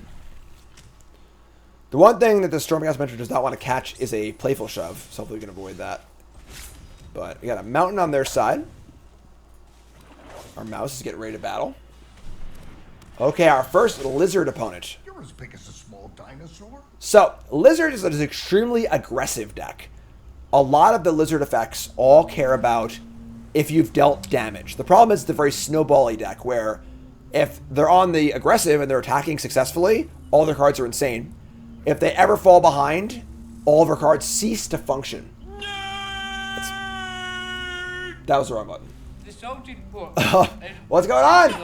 Ah! Get off my plate. So yeah, that's what's going on. So, Ornamentor first. And say go. Yeah, very Rakdos-y. Spectacle, Bloodthirst, if you're an older player. And this card is very, very good in this deck because it can help push through that point of damage, even through a blocker. So we take 2, they gain life. Also important, this card's also good in the bat deck because it gains life. And again, I think one of the most important things in this format is going to be finding the cards that are good in different decks. This card is good in bats and lizards. However, they play a Dagger Fang duo. And I call the big one Bitey. this is not a good card in the lizard deck. This is a rat squirrel deck. This is more of a blue-black, black-green deck, sort of a duos. Blue-black cares about threshold. Green-black cares about foraging. They both care about the graveyard. This is more of a graveyardy deck card for those decks. Obviously, we are not that. So, that being said, what's our next step here? Nothing to shove. Otter Ball for 1 is fine. We have no other things to do with it. So we're going to play probably the Harnesser.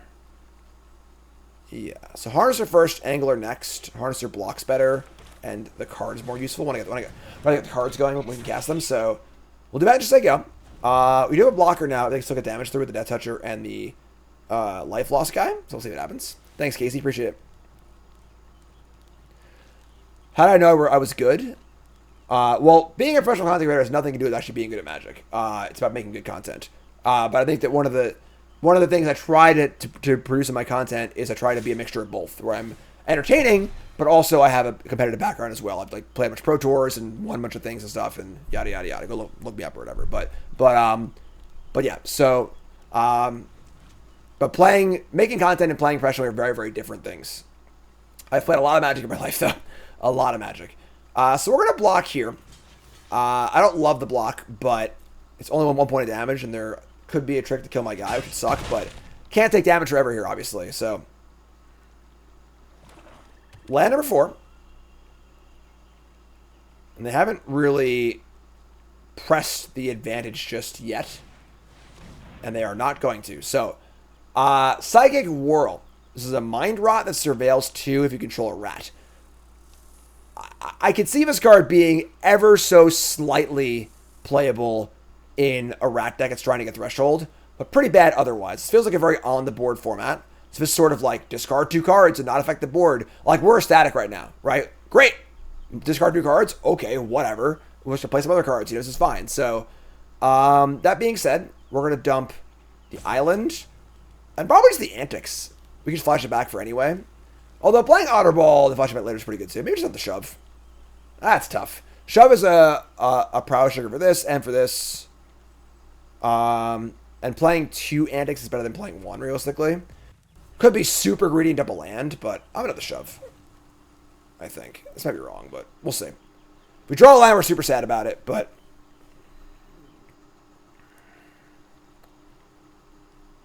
we do have the Harnesser to find a land too. If we discard both lands and miss a land, though, it's really, really bad. So this turn being Angler plus Annex is pretty good. And we draw a land, of course. Whatever, I guess. I gotta play the land first because for the Harnesser of Storms. So I want to play the Angler first. All right. Really awkward, but is what it is. Here's Angler.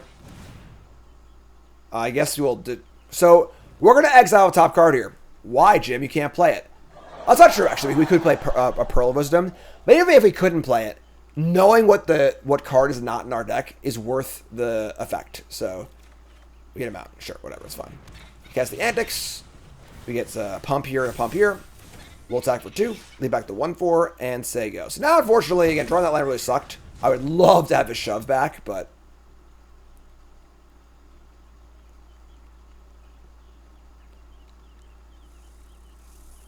all right. So again, their Mind Rot last turn was very good for us because they did not add to the board at all. So they started out by applying pressure, they just stopped. I shall call him. All right. Really good card here. An awesome rare, an Iridescent Vine Lasher, another Offspring card. This is landfall, deal 1 to an opponent, and then of course it makes a second copy of it. So every land now does 2 damage. Pretty good. And that's not good for us, honestly. Their attacks are fine. We probably would just need to trade Angler for the duo here.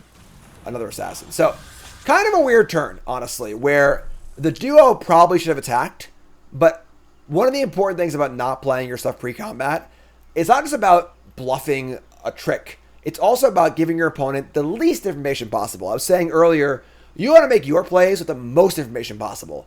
You want to make your opponent have their plays with the least information possible. So, with this thing down, I'm more inclined to block with the Angler to not take damage. If this wasn't down yet, I would never block.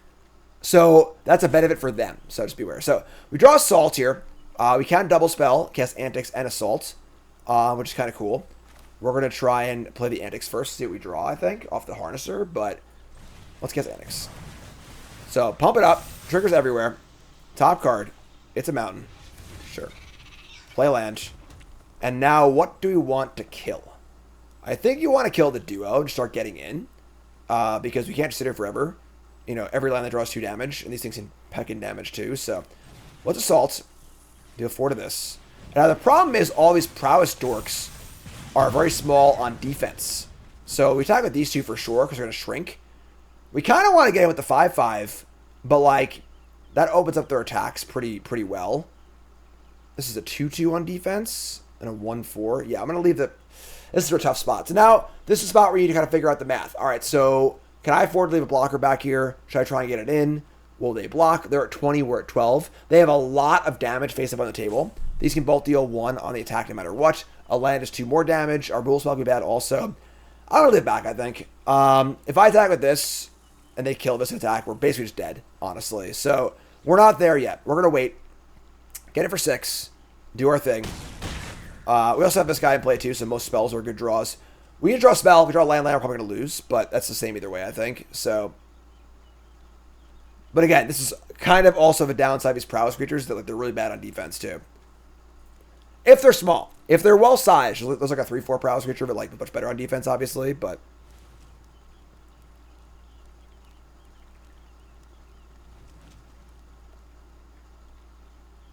could have cast Assault first to see what we had at the Harnesser. I mean, yeah, it's better actually. There's no point in having the prowess first. You're correct. That was an incorrect play on my part. I should have assaulted first. To my point of what I was saying earlier about maximizing your information first. So they have a removal spell. They kill my thing. It sucks. The worst case scenario. And now their attack is... It's fine. It's not like great.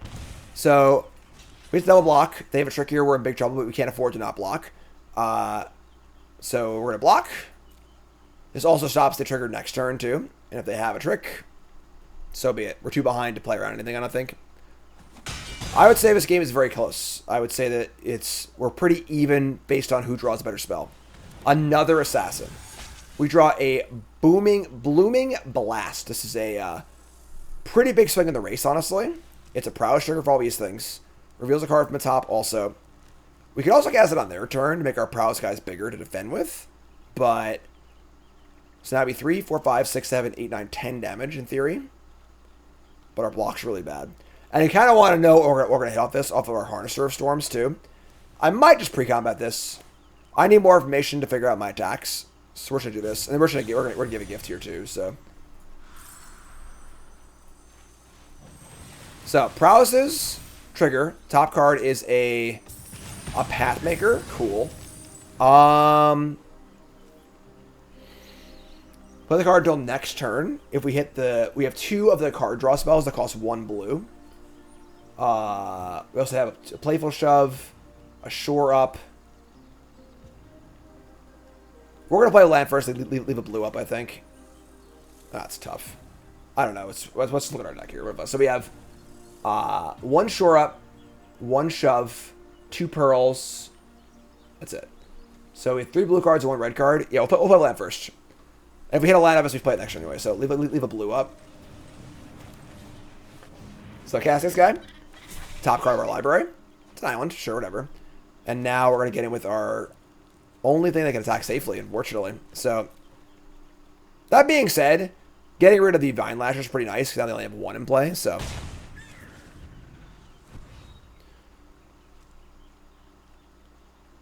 And now, if they draw a card, it's like, you know, this gets a bonus if you deal damage. I guess they can just attack and, like, throw a creature away, but. So, 1 fresh card. I think this is off the top of the deck kind of game. We have some incredibly huge draws. They play Reptilian Recruiter. Unfortunately, our red mana, our treasure gave them double red for this. So that's pretty gross. But this EDB is a steel creature they can attack with it once. So here comes the Pathmaker. And they're going to jam with these. Now we're at 7. We get to block this and kill it. And I guess chump block this. We go down to 5. That's not that bad. honestly. The rare spot where giving them a treasure actually hurt us, but we get to kill their Vine Lasher and go to 5. This is fine, I think. So we'll do this. Yeah, it sucks, but is what it is. They had no cards in hand too, so like they have to draw a card where it matters too. We draw Flood Caller.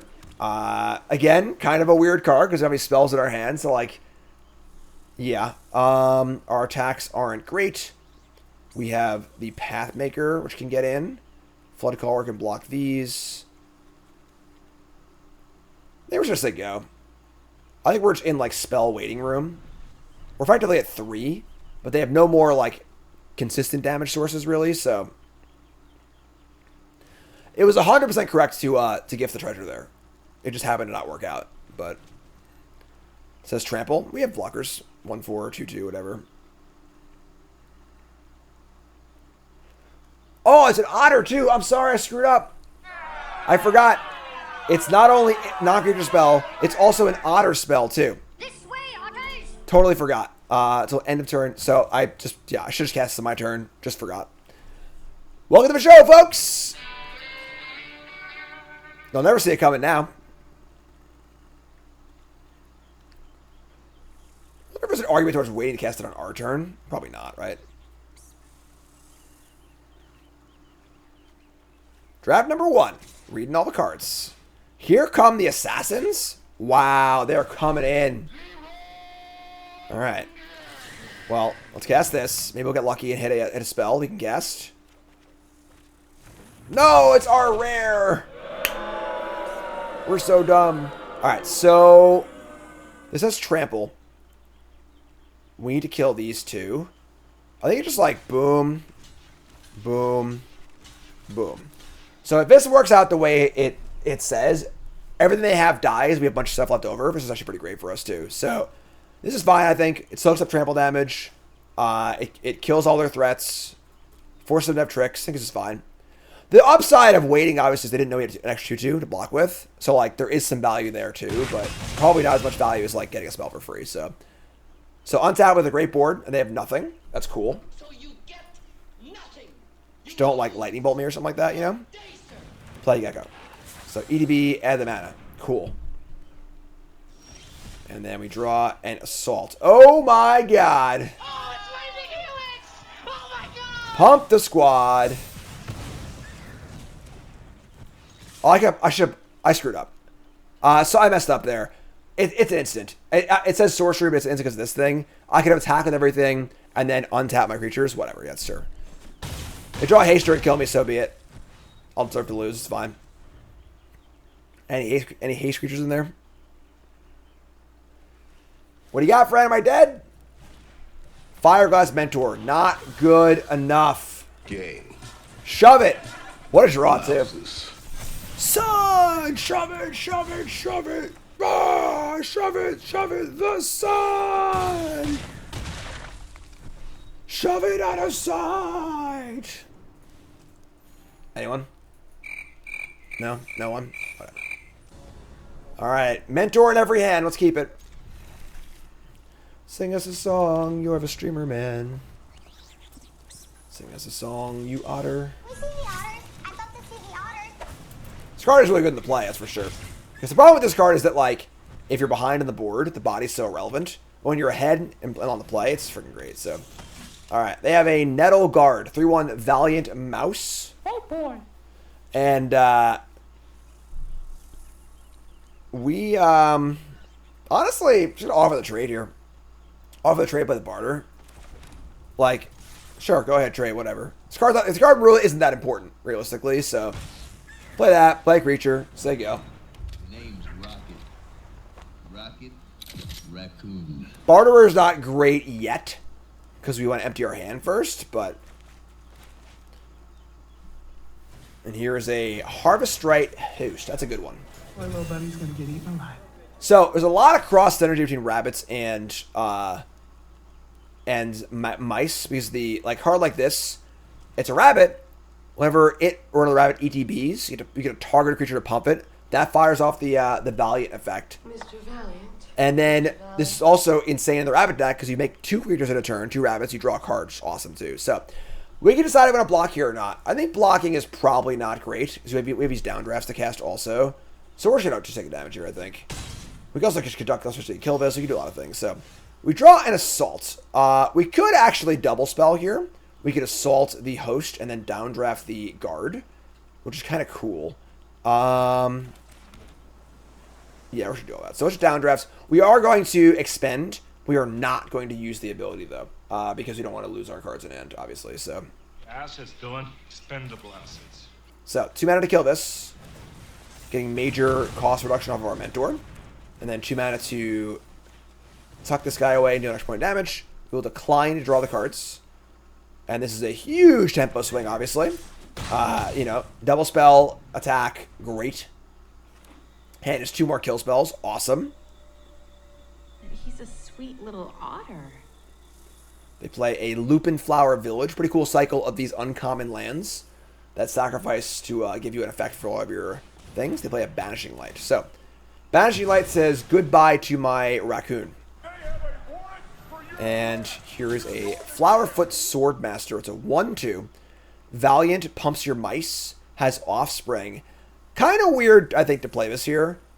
These Offspring cards, once you have enough mana to use them, you really want to Offspring them. This random 1-drop doesn't seem very good here, but sure. So we are going to, I guess, just attack, right? They can't really block, so let's attack. Yeah, if they do block, we can cast one of these. Obviously, we don't really want to, but like we can. But it's like a semi-bluff, sort of. And we'll just cast the Collector. Just say go. We have downdraft up. Just do our thing. Mobile Reset, thanks so much. Don't badger the streamer with your puns. This deck is otterworldly. Here's a Tree Guard Duo. Okay, so this is one of the first decks that look like it's doing the good thing. They have rabbits and mice working together. So far, every card they've played has worked together. Even though they're not all rabbit cards, they're finding the cross synergy, which is going to be key in this format. So, Valiant, pump your mice, and pump it. This is fine, because we're going to downdraft it, I think. Yeah, we'll downdraft this, and we'll just conduct it. You can just kill this, I guess. So, not taking 4 here. This will allow them to offspring it on the way back down. But I think it's fine, honestly. I think they're at 11, and we're clearing the board up pretty well, so. My turn. We draw another mentor. This is an instant. Oh my. We're doing it.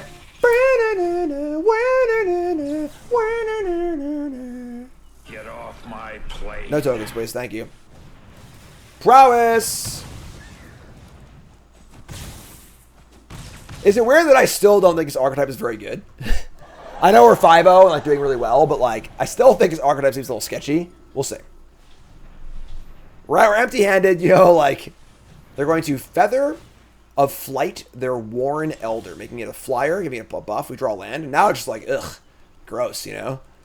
We're going to attack. We can't bluff anymore because they have to call. So one of the important things about bluffing or attacking or calling your opponent's bluff is it a bluff they can reasonably... Is it a spot where they can reasonably hedge and be like, I'm going to play around a spell here? They can't play around it, they have to block. They're just going to block anyway. So...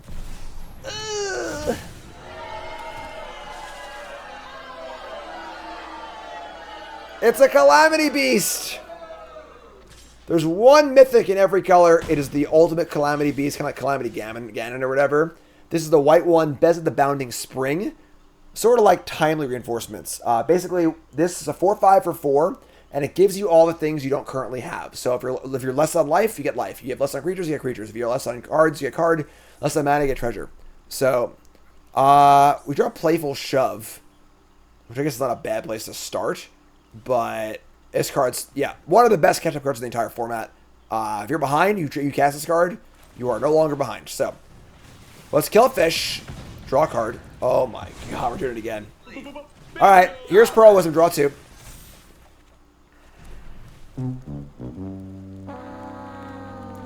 Well, I was happy. I'm no longer happy.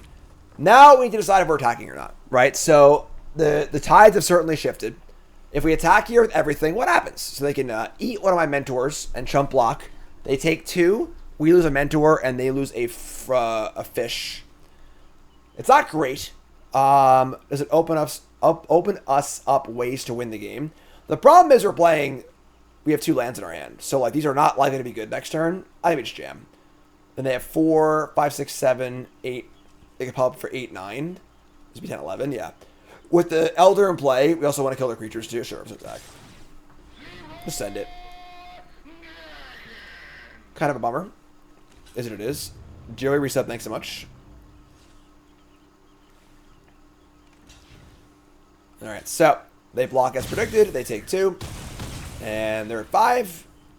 Our graveyard is pretty stocked. And we just say go. Okay, Vigilance. Thank God it doesn't. Pop the village. Top 6 cards. Bat, bird, mouse, or rabbit. They find a provisioner, which is a random bird card, which is fine, I guess. Fly, bird, fly! Oh, it's raining helix! Oh my God! Alright, we draw probably the best card in our deck. The problem is, what do we have here? We have a card draw spell, a shove. Oh, this deals 6. That's pretty good. Oh, sorry, I can't cast that. It's 4 or less. So I flash back a card that costs 4 or less. So I can downdraft. I don't want to downdraft this thing. Let's cast it again next turn, which would be terrible for us. And then the assault killing the flyer is like, it's like fine, but like not even that good. Might just be draw cards, honestly. And just kind of see what happens next turn. Yeah, if I could flash back this one, I would, but we can't. So we'll just draw. I think. Try to get the ball rolling. We'll draw some cards. So obviously a great draw, but not like an absolute banger. You can't kill this 4/5. Check out Pearls. Draw 2. It's a blue Phyrexian Gargantuan. Okay, Boomer. What? Somebody's playing a prank on me. That's just freaking rude. So is this card just draw 2 lands? Is that what that card says? I didn't read it closely, but it must say draw 2 lands. They play a veteran guard mouse, which cares about being targeted. It's a valiant card. Give me what I want! That's not what I want! Give me what I want! That's magic sometimes, folks. Just happens. Is what it is, you know? Alright, so we're going to say go. And, yeah. This is part of the issue of, like, playing a lot of cheap card draw spells, because, like, you will burn through your deck and draw your lands also. We're obviously operating ahead of schedule here as far as lands go, but they're going to offspring their little dude. He is exactly like you in every way, except 1/8 your size. We draw Valley Floodcaller, a card that does nothing by itself. Yeah. Alright. I mean, in theory, if we drew like a card draw spell next turn, we can kind of pop off maybe, but we are not in good shape. If they target one of these, so Squire. So we can see you have a cross synergy, right? The Squire and these things both target for the Valiant things, which is kind of cool. They're more of like a white deck, like a rabbit deck, honestly. And they're mostly just playing targeting things, which is kind of cool. So they're going to get in for 3 in the air again, sure. And we need to draw some sort of card draw spell or something here. End step Floodcaller. Alright, I mean, if it's going to start somewhere, it probably starts here, right? So, Pearls. Prowess, draw. Pump the team. Otter Ball Antics. Pretty good draw, actually. So, now we can Otter Ball and flash it back. We can also attack, and then we can flash it back post-combat and untap our stuff. Our attacks aren't great here, though, honestly.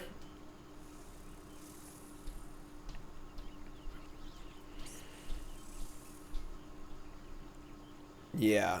So, we're still probably dead here, I think. And they have 6 in the air. They can pump for lethal. Yeah, we're just dead, actually. So, oh, it's Flash. I'm sorry. I cannot wrap my head around the fact that this card has Flash. But we're currently dead in the air to Flyers. See what happens, obviously. But so, we'll attack with you and you and you. And just hope they don't kill us, I guess.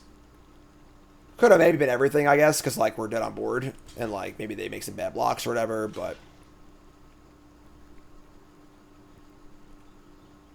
yes, all I have to do is tag with the Flyers and activate the Warren Elder. They do, they got us. These blocks seem to indicate that they're planning on doing that. Just gonna block and kill us, you know. These are very stay alive blocks. Yeah, this is just a super stay alive play. So yeah, we're dead here, I think. So pump it up. They are getting priority a lot, which is kind of scary.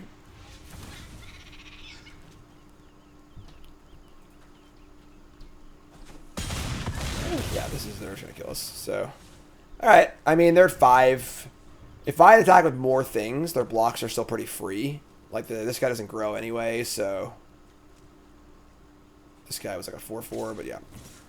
Attack and pump, and they got us. A little extra Valiant on the way out. Well, that's not heroic.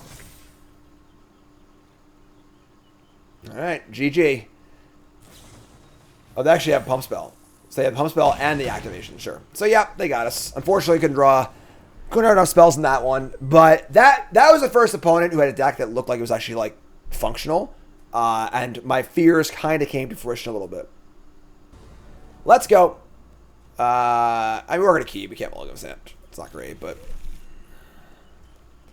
all right. So got our Flood Caller.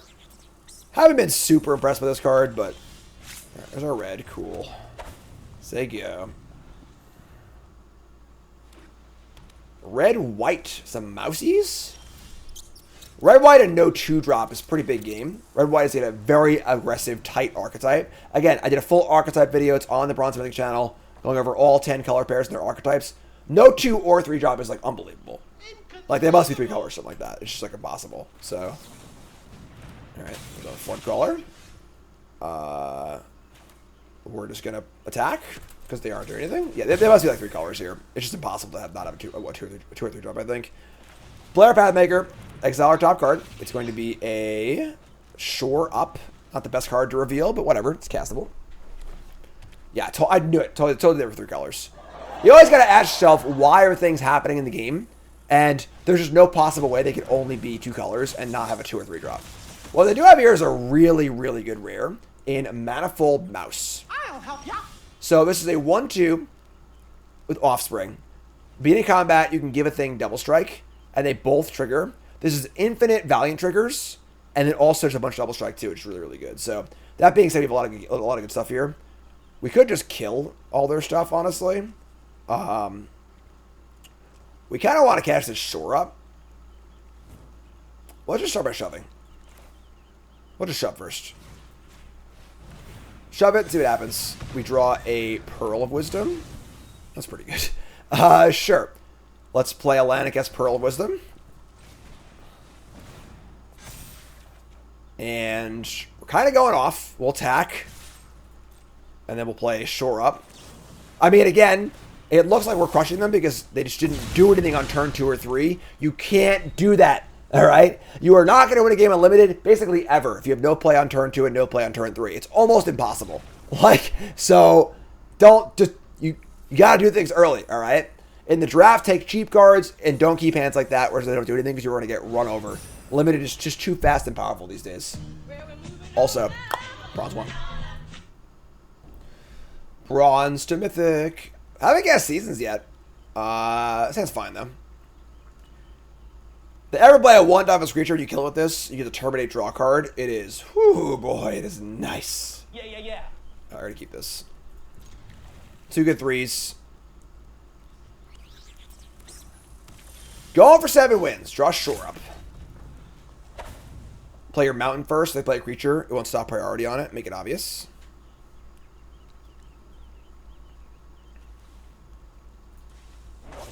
Obviously, he went back into his mouse hole, so... Doing the Link sword spin. Cool, I like it. Alright, so no play. Say go. Blue-white. What? Now there's a bird involved. Blue-white is birds. Seems like one of like the... Oh, it's creature you control? Oh, okay, cool. They're going to name Rabbit on their banner. Kind of weird thing to name, obviously, but it is like, you know, maybe they're just like heavy white splashing blue. Sure. So we play land, and now we have a Barterer or a Harnesser of Storms. We're currently short on lands. The Barterer does hit harder, but this might find us lands. Just gonna play Harnesser and say go.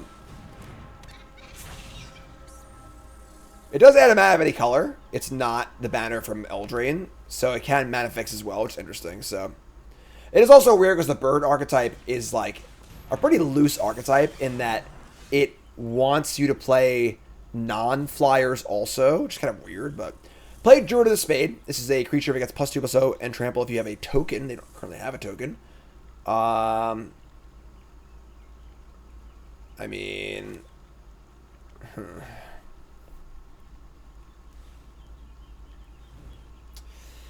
interesting spot. So we want to use our mana as most as possible, obviously.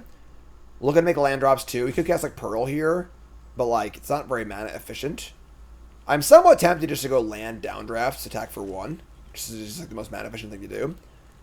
We probably won't try to cast the Barterer though. Just cast this thing with our Shore up and just say go. So this is fine. So say go. Have Shore up. Unfortunately, we have the Harnesser, which we can't use the card if we cast Shore up, but it's fine. Blue-white also seems a little weak to me as well. Just kind of like a weird loose archetype. It is kind of like you could just play like a blue-white Flyers deck. The bird stuff isn't that important, I guess, but not sure how exciting that is. It's going to be reliant more on the raw rate of the cards rather than the synergy.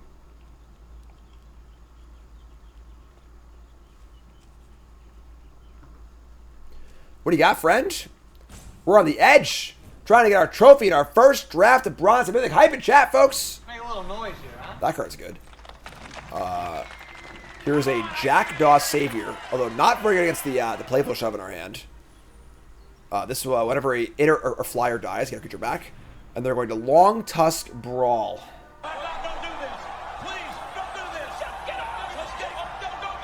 We're gonna fight, huh? You want to fight? You want to fight? Shore up. Ah, shit. I gotta talk. I'm sorry. I timed it bad. I screwed it up. Whoops. Whoopsie. So, we gotta talk about this. So, Harnesser of Storm exiles top card. There is no way we can play the card we're going to exile. We are still going to exile it because decking is not a concern, and we want more information. If I told you, hey, I'll tell you what the bottom card of your library is, would you say yes? Yes, you would. We're about to do that. The fact that it's a top card is irrelevant. It's just a random card from our deck. We have more information. So, Island. Sure. Now we know. Fizzle it.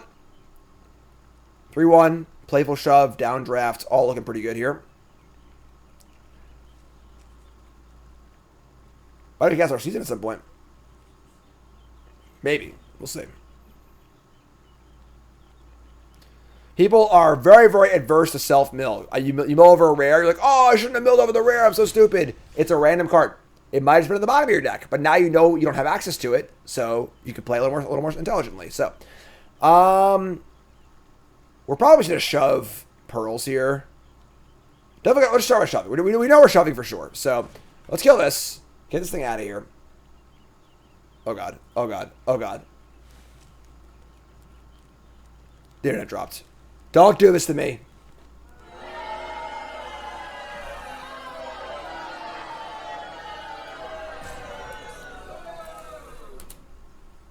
Where's my phone? Hold on. Oh, I got to arena yet. Hold on. Hold on. Internet's dead. Stream's dead. Everything's dead. You two folks, I'm still recording, so you can see what's going on, but... Oh my God, don't do it. Don't play me like this. Don't play me like this. It's my big premiere of my big TV show. Show up to my client on my phone. I didn't do that. Maybe I can hop on my phone. We can do a little, Oh my God. We're like looking really good this game too. Don't do this to me, man. Come on. We've been doing so good on the internet problems, too. I haven't had an issue in a while. Oh, my God. I'm never going to get back in time for this game. It's downloading. Keep your phone updated, folks. Oh, the mode went blank. I can't believe it's happening to me. Throw yourself in next time and rid us of your stupidity. If I had not had to update, I could have gotten on. And like we could have like played on our phone and like played the man of the game out, but now we're gonna get a game loss here. Oh my God, man!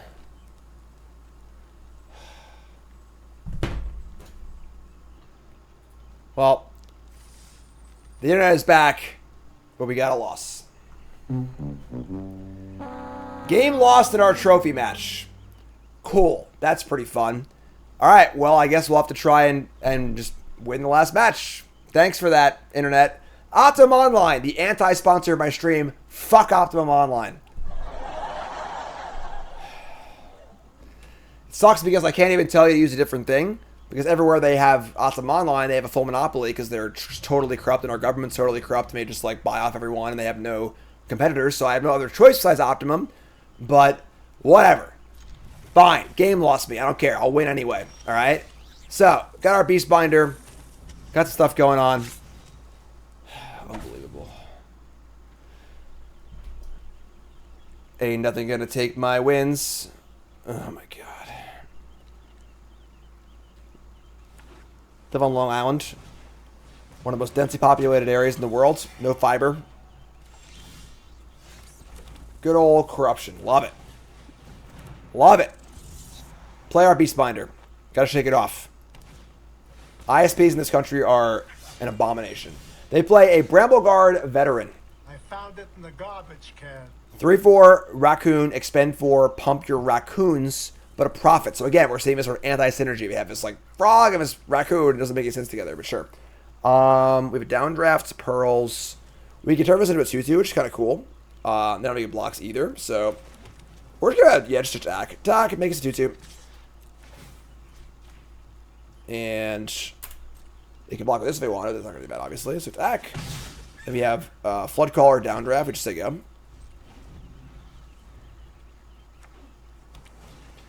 3-tree scribe. Ribbit. 2/3 has the leaves play trigger, pumps a creature. Pretty powerful. Alright, so do nothing else. End step, we'll play our Flood Caller. Beastbinder is not an otter. It is a rat rogue.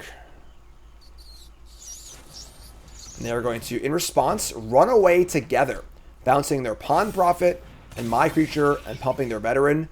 That was a pretty good turn for them. Not gonna lie. So we draw land. We have access to Dire Downdraft, Pearls of Wisdom, Shore Up. We can recast the Beastbinder.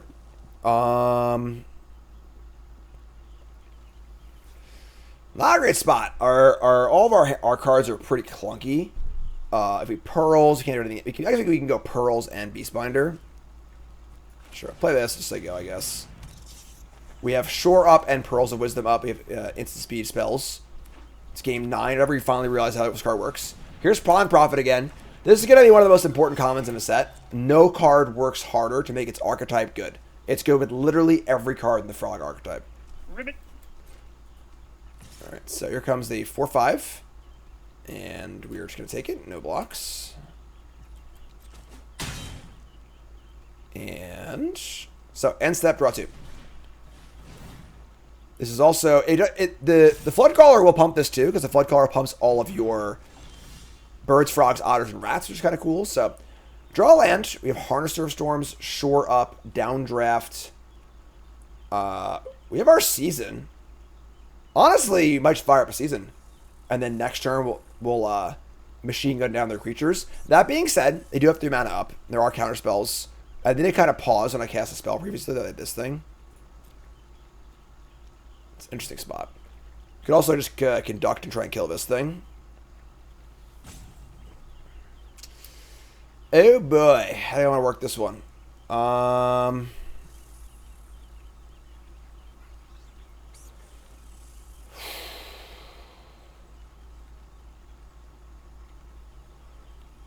need to think for a second. We cast these and they counter it. It's pretty devastating. We can cast it on their turn, honestly. I should do that. Play land.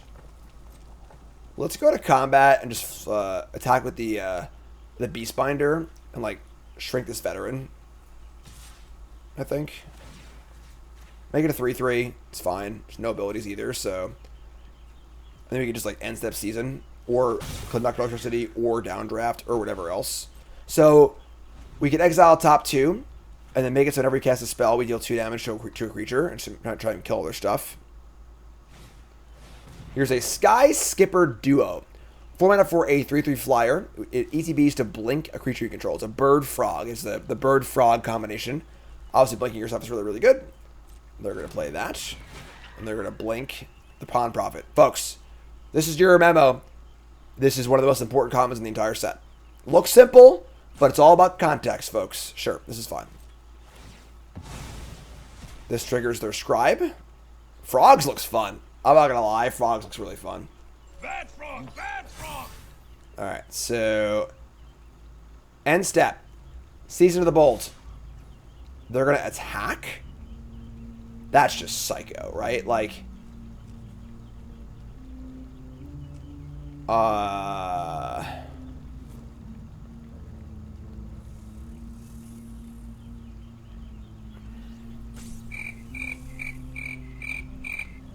mean, I really want to cast Season of the Bolt, you know, and save my cheap spells, too. I'm just going to block with the Beastbinder.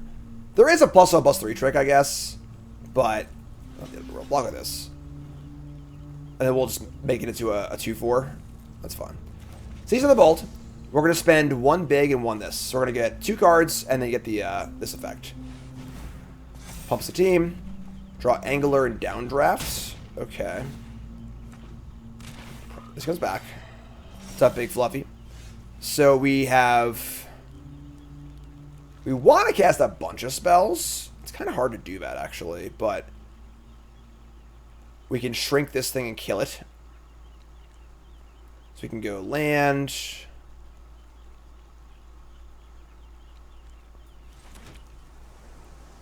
This only hits tapped thing. We bounce this thing. So we get Angler, deal 2 to this. Attack, shrink this, downdraft this, deal 2 to this. That's fine. Let's go Angler. 2 damage to the Pawn Prophet. And then we're going to downdraft. Get rid of this. 2 damage to the Scribe. Add a counter. Pump the squad. Goodbye, Veteran. Get off my plane. Got himself turned into a frog. Ah, Nikes. That's actually... I punted. I just forgot this card had text on it. I should have attacked first. I just totally screwed up. Oh, whoops. Whoopsie. That's really, really bad. Yeah. Really, really bad. It's now 3-1. I would still trade, I guess, but it's pretty bad. So now he didn't kill the Scribe. If I had just done this thing first and then done that, we'd been totally fine. We'll see if we get punished or not. Oh, I just, oh my god. The internet stuff's screwing me up, folks. Whoops. Whoopsie. All right. Try doing your job and things don't work and you need to recover. And I did not recover there very well. That's fine. Whatever. Cool. It's hard to quantify how tilting internet problems are to a streamer. But is what it is, I guess. We're going to keep playing. This is a 3/3 with no abilities. Whatever, sure. Yeah, not good. Not good. Alright, go to 9. We got Gas for Days in our hand, at least. We draw Stormcatch Mentor. That's also kind of a banger. Alright, so we're going to go land. We're going to play this thing. It's funny, if I downdraft the duo, they get a counter up this thing too. Oh my god, that punt is going to just ruin this entire game for us. Alright. Kill this. This is my downdraft. So let's kill this. I'll untap my team anyway. Hold on. Stop and think for a second. I'm sorry, folks. It's just the internet problems are so unbelievably distracting. It's very, very difficult. So they have 3 cards in hand, 4 mana up. They have a lot of mana up. We attack first. Our attacks aren't great. Our downdraft isn't great. We have a shore up also. So we actually want blocks, realistically. We have 1, 2... I know my guy's dead too. Oh my god, I'm thinking it's still in play.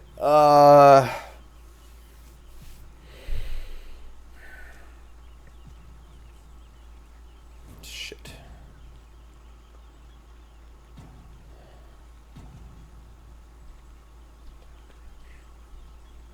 Okay. Let's...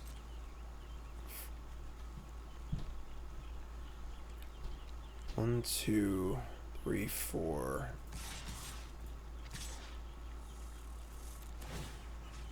Definitely not sure about this, but whatever, I guess. All right, attack. Hopefully, that makes them from frisky blocks. The veteran. It's not likely, but 3 cards, and they also get tricks here too, which would be very, very bad for us. But it is what it is, I guess.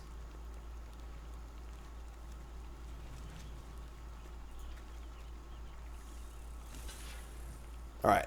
They block the weirdest creature of all of them to block. Sure. I guess that's fine. We're going to conduct here and kill the flyer. Fire our prowess effects. They have shore up also. Don't know what they have here for their trick, I guess, but we're going to find out. So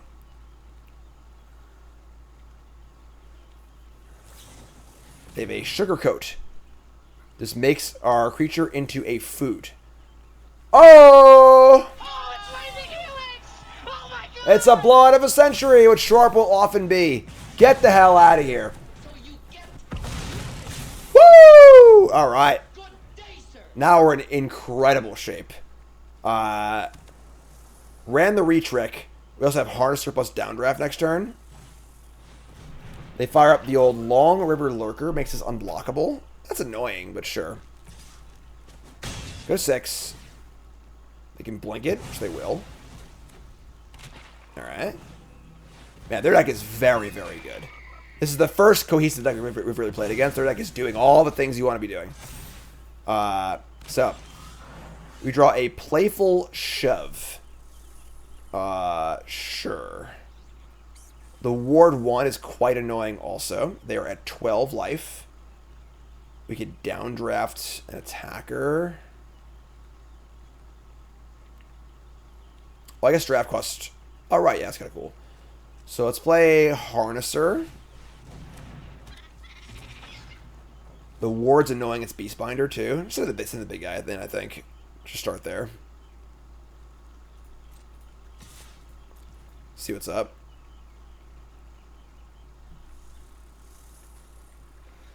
They have no cards in hand, so...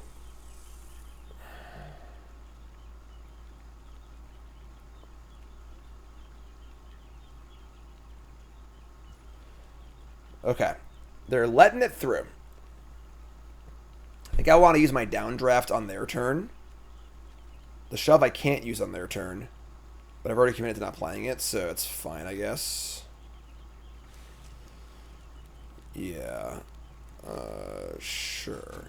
Just a go.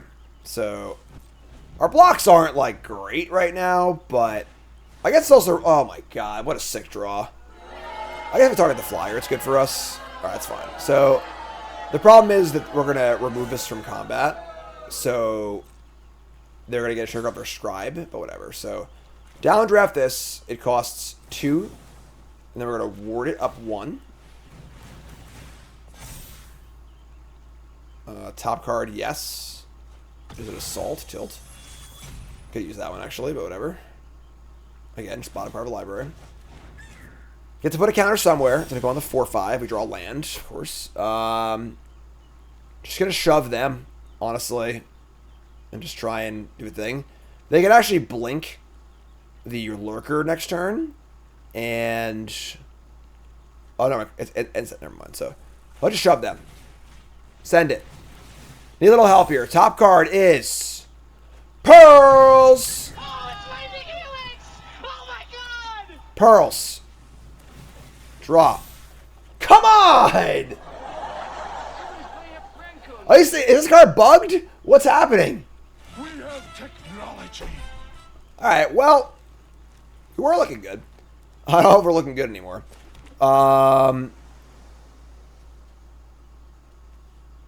I mean, this can attack safely. Sure, attack with these two, I guess. We're in some big trouble, but whatever. Attack. And we'll target the... They blink a thing, comes back end step, target this thing. Inconceivable! game wasn't over. That was a tight game. What do you mean? Like, sure, like they have the chump block or whatever, but I guess they just don't know if three lands in their hand, right? A lot of early scoops, folks. I don't know. Get out there and play if you haven't played in a while. You're in bronze. A lot of early scoops. All right, over to our stats page, and amusingly enough, it didn't count the loss to the timeout because the internet went down, which is honestly pretty funny. But yeah, so we went 7-2. I think this is a deck that will work well in the lower levels. I'm a little fearful of it at the higher levels if you don't have everything. And we kind of had everything here, right? The archetype was super open. We had double mentor, a lot of pearls, cheap cantrips, removal spells, couple rares in the archetype. I guess we never cast Season more than once, but that being said, I don't know. These top bank cards are pretty good, but I'm a little worried, honestly. The mentor, it's kind of bad when you're behind. I don't know. I think this archetype will end up being one of the bottom tier ones, if I had to guess. Even though he did well with it, obviously. But maybe I'm wrong. Maybe that was just really, really good. I don't know. So, there you go. Episode 1, Bronze Mythic in the books. Make sure you like, comment, subscribe, support the content. Check out my full stat review on the main channel. Check out the archetype breakdown on the Bronze Mythic channel. Go watch me and Shuffle Up and play. Go play the pre-release, the Pilot pre-release with me this Saturday. And let's freaking go, all right? I love you all. Thanks for watching. YouTube folks, like, comment, subscribe, support the content if you like the show. See you in episode 2, folks.